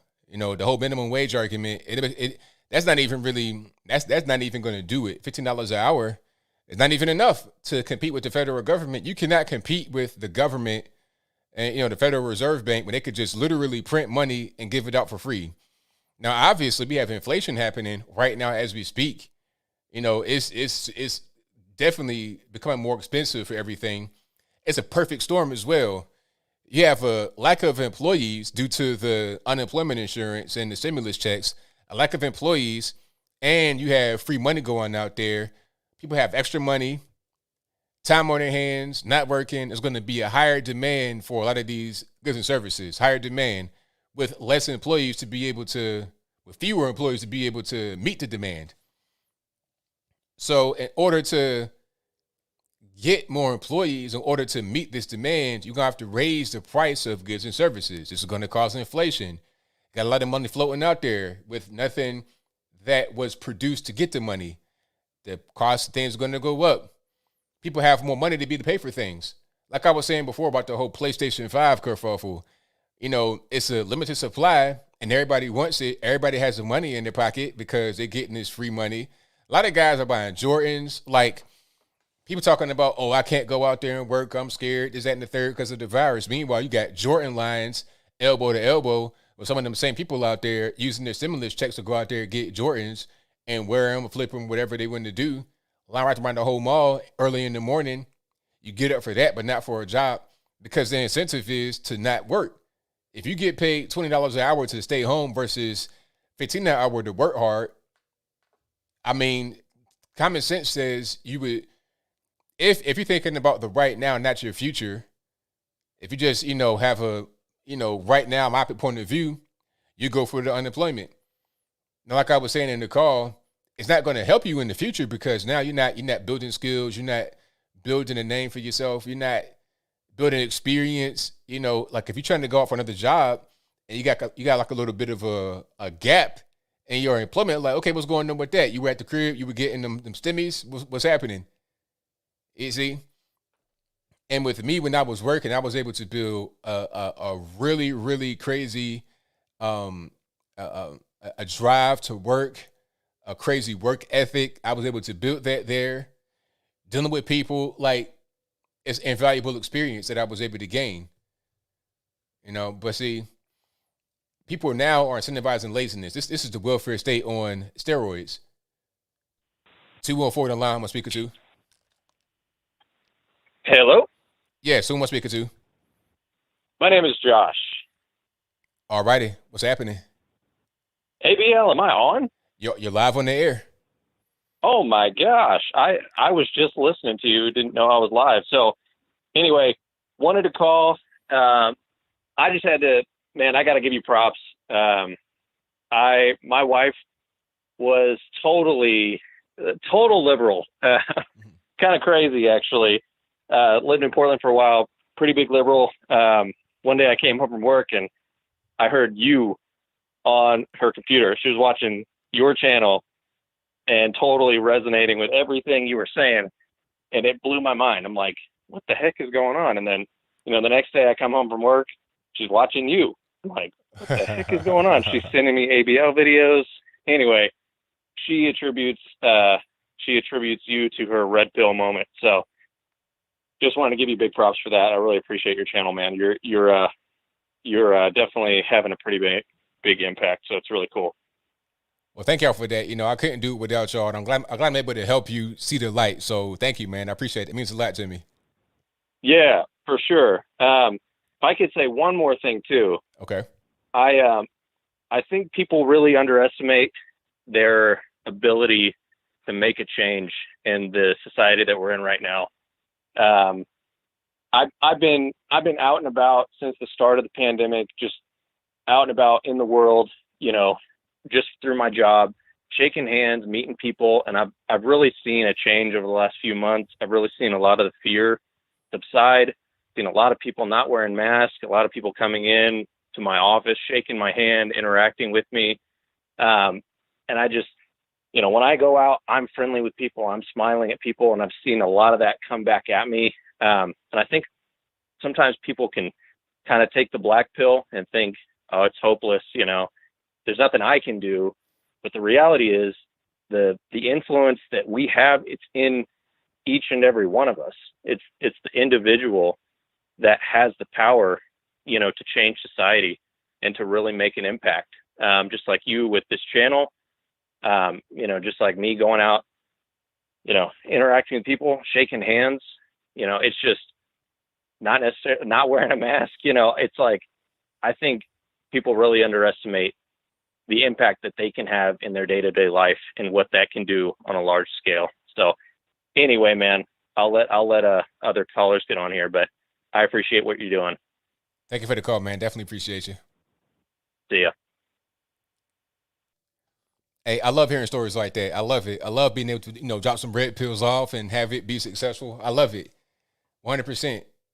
That lets me know I'm not just talking out here in the wind and nobody's able to hear it. People are actually hearing it, and you're able to, change lives that way. So, yeah, big shout out to you guys. Thank y'all. I do it for y'all. 724, you're on the line. Who am I speaking to? Hi. Oh my gosh, ABL. This is Tammy. All righty. What's happening? Wow. I can't believe I got through. First time caller. Been listening to you for a couple months now. Love what you have to say. If I may, I do have a statement and then I have a question for you. All righty. Okay. I was listening to the caller talking about the, the stimmies, the unemployment, that whole thing. And I wanted a little bit add to that. The whole shortness of workers and all that. Some people, though, they're getting $195 a week, maybe $300 a week. My statement is, if that's what people are staying home for work for, that's a sad state of affairs, because that is really nothing major to live on. Even if you, live somewhere where it's low cost of living, everything like that. I mean, that's $1,200 a month. That's nothing. That's a pretty sad state of affairs if people, that's better than whatever job they were working at. Yeah, I mean, people get a lot of money because they get the $300 from the federal, and then on top of that, you have the state. So you can get a lot of money. You can get $600. Like sometimes, I heard, I was watching the news today, and I think somebody in Portland or somewhere in the West Coast were getting $1,000 a week to do nothing, really. So people, you'd be surprised how they live. If they can just do the absolute minimum, which is nothing, and still get paid, they'll do it. And, sometimes you'll see people like living in the house together, adults, 4 in an apartment living together, paying for the rent 4 ways. They'll make it work because it's like, all right, they rather would do that, have roommates and things of that nature, than go out there and work for a living. They'll live on a smaller amount of money. You'd be surprised how people operate. But what I'm saying is that some people, I mean, I know personally, they're only getting the $195 or the $300 a week. They're not getting all this, anything on top. And if they're content to live with that, and that's better than the jobs that they had, I'm saying that's a sad state of affairs. I mean, that has to tell people something if really people are happy with that because their jobs were so bad, or even if they were working 2 or 3 jobs, maybe had to work one under the table, kind of side hustle thing. They don't have the protections of if something goes down, they get, any kind of unemployment compensation and stuff like that. I'm saying that's the flip side of it, of the people that are, doing well off, like you're saying, and work in the system and doing all that. There's some people just legitimately trying to live, and that's what they have. Yeah, I mean, I understand that point, but I think at the end of the day, if people can't get better jobs, then that's something they got to be able to figure out. It's like, all right, why do I not make any money? Why am I struggling? That's something they got to do with internally. It is a sad state of affairs. If it's better, well, a lot of people, they feel like not working is better than working. Their job might not be that bad. They might not be out here trying to, wrangle up hogs and slaughter them and things of that nature with their bare hands. I mean, it might not be that bad. They might not like their job, but they still have a job. A lot of folks don't. But some people rather just stay home and collect a small amount of money. It might just be pennies, but to them it's enough rather than going to work. So I see where you're coming from, though. I kind of see both sides. I can kind of see both sides a little bit. Yeah. And so then I did have a question for you. Now, you kind of don't strike me as the kind of person that watches a lot of shows or television like myself, but I wondered if you had any opinion on the Amazon show that they put out called Them. If you've watched it or heard anything, or what you have to say about that. I've heard that name, but I've never seen it, so I don't know anything about it. All right, awesome. Well, hopefully maybe you check it out and can shed some light on it, because it seems like for people that watched it, it's like a little confusing. It seems like some people take it one way. Some people say it's a little controversial, trying to stir up stuff. Some people just see it as like, just a horror entertainment. You know what? I'm sorry. I did hear a little bit about it. It was that lady. I forget her name, but she kind of looks a little bulldaggerish. I forget what her name is, but she's behind it. I don't know what she looks like. I don't know what she looks like. But Now, the whole thing is just like this whole, it's like a genre of television or of entertainment. It's like this whole victimhood, oppression. They're trying to capitalize off of that. So I don't know a lot about it beyond that, but I could pretty much imagine how it is. Like, she reminds me of like Lee Daniels. Lee Daniels is the guy that made Precious, the movie. And oh, gotcha. Okay. Have you ever seen that? I did. Yes, I did. Yeah. So, there was a scene, for those who have not seen it, there was a scene in the movie where you have this black girl. She's like 1,000 pounds. I'm exaggerating, but she was big. And then she was on the bus and she ate like a whole bucket of fried chicken and then vomited. It's like stuff like that. It's like, why? I think that's probably going to be. There's a lot of really nasty stuff in that movie. There was stuff even more disgusting than that. Right. And of course. That's ugh. That's like torture. P. ... and Correct. word, Correct. It's the same thing going on with, I think, this whole Amazon thing. That's kind of the vibe I'm getting from what I'm hearing about it through a little bit of piecemeal. So that's probably what's happening. Sounds a little bit like it. I appreciate talking to you. I can't believe I got in first try. Oh my gosh, awesome. Love you. Thank you for the call. Appreciate you. Thanks. Bye. Yeah, that's a whole genre. And when Lee Daniels did that, people were kind of like, all right, sir, like, what's going on? Tyler Perry caught a lot of heat for his movies, but they're nowhere near. Like, Lee Daniels is Tyler Perry on methamphetamine. You understand what I'm saying? And this lady, Lena something, I forget her name, real bulldagger type. Look, a WNBA basketball player, a UFC fighter. They could be transgender, but I'm not really sure what's happening. A woman with big, broad shoulders. They can be like Paul Bunyan, carrying tree trunks like this, walking down the road. Oh, John Henry, working on the railroad all the day long. Anyway, she's like Lee Daniels on meth, who was worse than Tyler Perry. It's like she's like the final boss of wokeness. And it gets to the point where it's kind of nasty. All right. You got one more. 276, you're online. Who am I speaking to? 276, hello. Going once, going twice. I don't know what happened, boss. Gotta get it together. Get your Obama phone, get the minutes on it, get it nice and ready to roll. All right, let's go. 262, you're online. Who am I speaking to? Hi, Anthony. Yes, indeed. This is Jay calling from Wisconsin. I just wanted to let you know that I love your show, Anthony. Well, thank you. I'm a huge fan. Well, I really appreciate that. Go ahead. Am I breaking up? No, you're fine. Go ahead. Yeah. I can't believe I finally got through. I tried about 1,000 times tonight. Sorry, my voice is pretty well shot from doing the Joker impersonation. That's what I was trying to do. I don't know if you saw that movie. Yeah, I have seen that. Yeah. Perfect. Right. Yeah, it's a good movie, even though it doesn't have a good message. Anyways, I was wondering, do you happen to have any idea how many executive orders Potato has actually signed in his almost 200 days of office? I'm not exactly sure. I think I've heard like around 100 or more, but I don't know the exact number. Yeah, because I heard like 100 something. I figured it might be like 200 something at this point.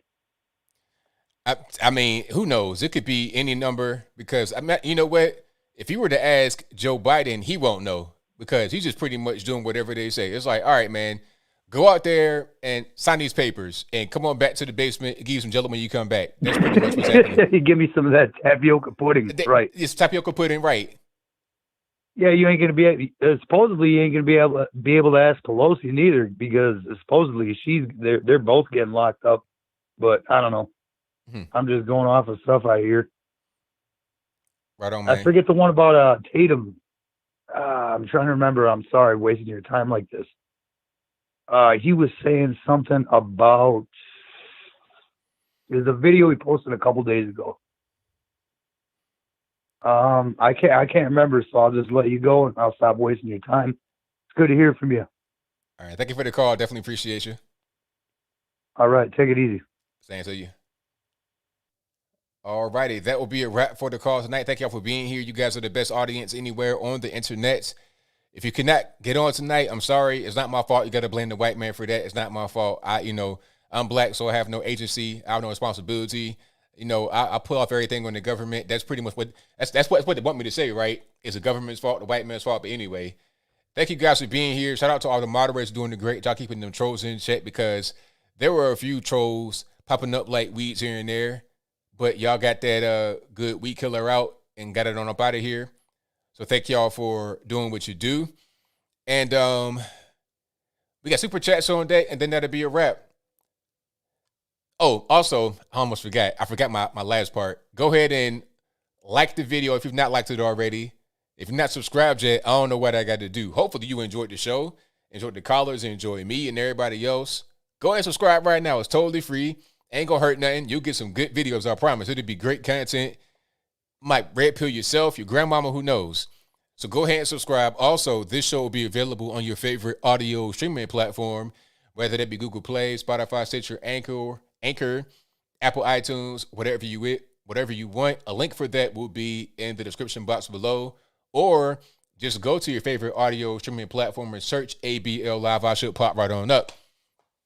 All right, super chats, and then wrap it on up, put the bow on the top. Thank you to Alice, who says, love your show. Thank you for that.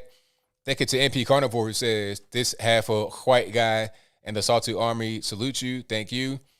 Let me see. Shout out to You're So Cool 23, who says, this has been planned a long time. Watch America, Freedom to Fascism by Aaron Russo. Free on YouTube, about an hour and 47 minutes from 2006. Please watch. I'll check it out. If I got a little bit of time, I'll check it out. Thank you to Trey, who says, what's your favorite AR company? I don't really know. I'm not really big on names like that. Thank you to Tennessee Adams, who says, keep up the good work, the good and great work, ABL, with the boxing gloves, the prayer hands, and the bullseye target. Thank you for that. Back to Trey. I've heard that Daniel Defense is good. I'm not really sure about anything. I don't have a Daniel Defense, though. Oh, pardon me. I did not have one before the tragic boating accident that just wiped all my guns away. So that's all I'm going to say about that. Thank you to Abundance America, Health, Wealth, and Wisdom, who says, you put a job application in front of the caller, he is going to fill it out. No, that was a guy talking about, the government owes what? I don't know. Thank you to Donor 1804, who says, I fought in Afghanistan. My grandfathers fought in World War II.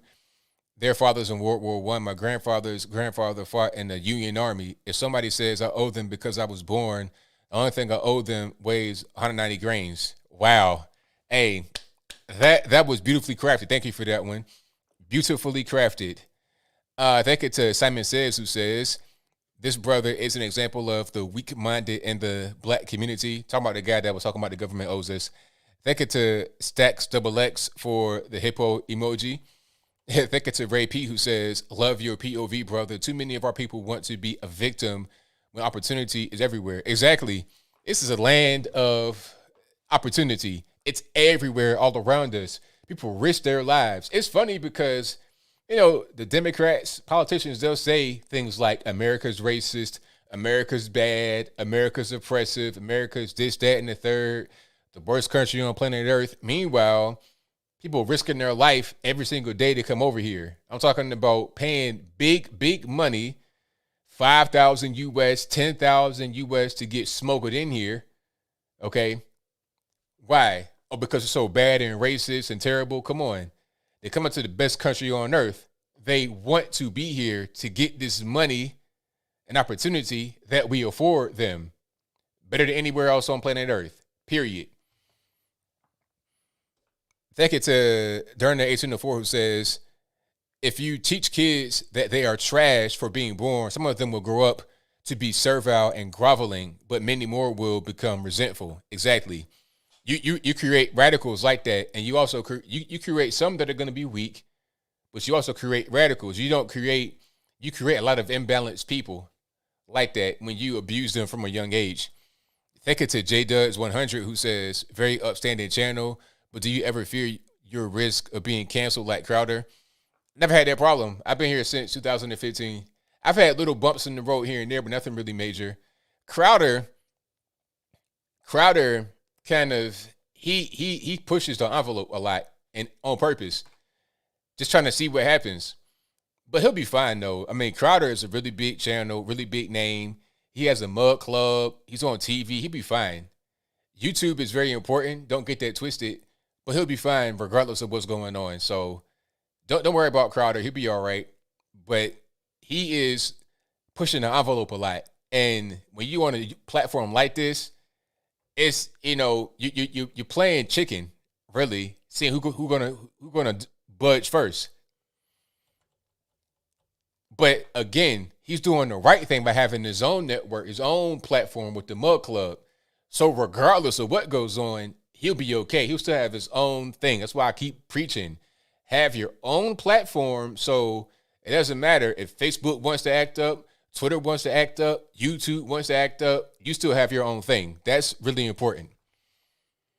Okay, let me see. Shout out to, and Crowder has a great lawyer as well, absolutely. That gets Razor Sharp Thoughtfulness, who says, I did the math. My dad 50% vaccinated, so that means I can identify as a quarter. Thank you to Ricky, who says, love and support. Heart emoji, appreciate you for that. Thank you to Stephanie, who says, come on, everyone. I'm a lowly grocery store worker, and I can give a little. Let's all donate a little to ABL for all his hard work, keeping it real. Thanks, ABL. And thank you for what you do. You know, whatever you guys can do, it's all good. I appreciate y'all for joining. It really helps out a whole lot. Like I said, I couldn't do it without y'all, so thank you for whatever you do. Thank you. Razor Sharp Thoughtfulness says, an honest administration has nothing to do with nothing to hide, but a crooked administration has everything that gives them purpose to lose. Thank you to Renard Thomas for the emoji donation.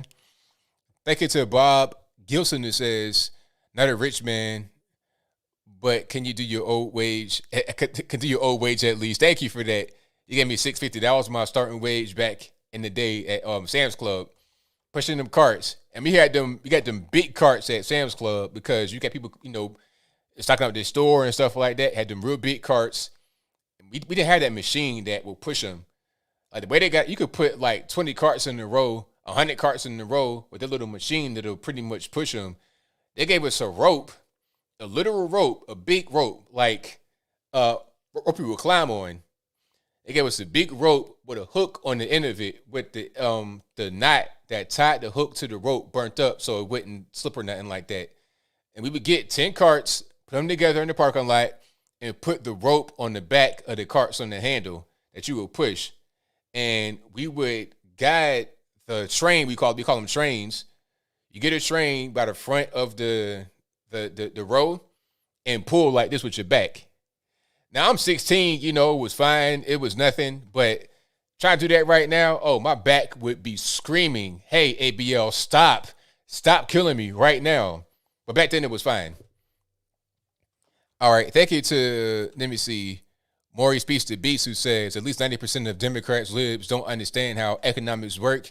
You can explain it to them and they'll get it, but they're too brainwashed, stubborn to break away. These same people ask for help, advice regularly. Exactly. Yeah, they don't want to get actual information, actual advice. They want to just be validated in what they already believe, which is totally wrong. But when you try to break it to them, then they want to get all screechy and stuff like that because they've been so brainwashed and they're so attached to it. They can't think any other way. A noose, that's hilarious. Not a noose, a rope, like with little knots on the end. Hey, but the way it is nowadays, they be like, they got them black boys out there pulling them carts with a noose. How dare they? Let me see. Thank you to Dutchlove Act MC, who says, money to keep fighting. To hashtag keep fighting. I'd rather keep working. Luckily I got a job now despite being homeless for 5 years. Hey, that's a positive right there. A lot of guys are kind of down on their luck, can get back into the workforce. Hey, man, congratulations for being, employed. You can get back into society like normal, man. So congrats to you, sir. And thank you for the donation. Thank you to Coleman Rose, who says, hey, ABL, much love to you and Nate from the Rose family. Thank you for that. Appreciate you. Shout out to Christy, who says, courts is opening back up by June in New Jersey. Wonder what the golden excuse is going to be to avoid eviction of not paying their rent since COVID hit. Oh man, you're gonna see all types of crazy Golden Globes, Oscar award-winning performances. Oh, I can't leave. We got kids. Blah blah blah blah blah. It's like, all right, well look, check it out. I saw you, in the Jordan line when the Jordans dropped with the COVID stimmy checks. So what's going on with that? You couldn't pay the rent, but you can get some Jordans. Anyway, thank you to Leo Mazzino who says check out ingredient SM102 and the Moderna. Thank you to Lacey, baby, for your donation. Thank you to Becca, who says, you are genuine. Good man. Thank you. Appreciate you. Thank you to Tasha, who said, thank you for taking my call. Was nervous, but it's all good. And you did a good job, Tasha. Thank you for calling. You did great. Don't even worry about it. Thank you to O Oslag. I know it's ordered up. Not my fault. Who says, appreciate you as always. Thank you for that. Thank you to Coleman Rose, who says, ABL, thank you for raising the awareness on these critical issues. I'm not a rich guy and work is killing me, literally, but your videos keep me going. We all love you and your family. Thank you for that. It means a whole lot to me. You guys are fantastic. All righty, that'll pretty much be a wrap for me. So I will see you guys again live next time. That'll be Wednesday right here on the channel at 8 p.m. Eastern Standard Time. And, of course, I'll be doing, my pre-recorded 10-minute video all throughout the week. I'll be off tomorrow, of course. I'll be back doing regular videos Monday and my live on Wednesday.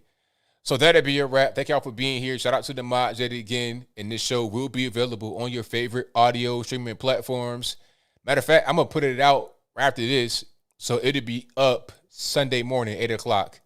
I'll put it out a day earlier. One of you guys say, hey, put it out earlier when you got it. I read the comments all the time. If you, ask for a thing, you may receive. But that'll be it. So until next time, y'all be safe. I'm out. In peace.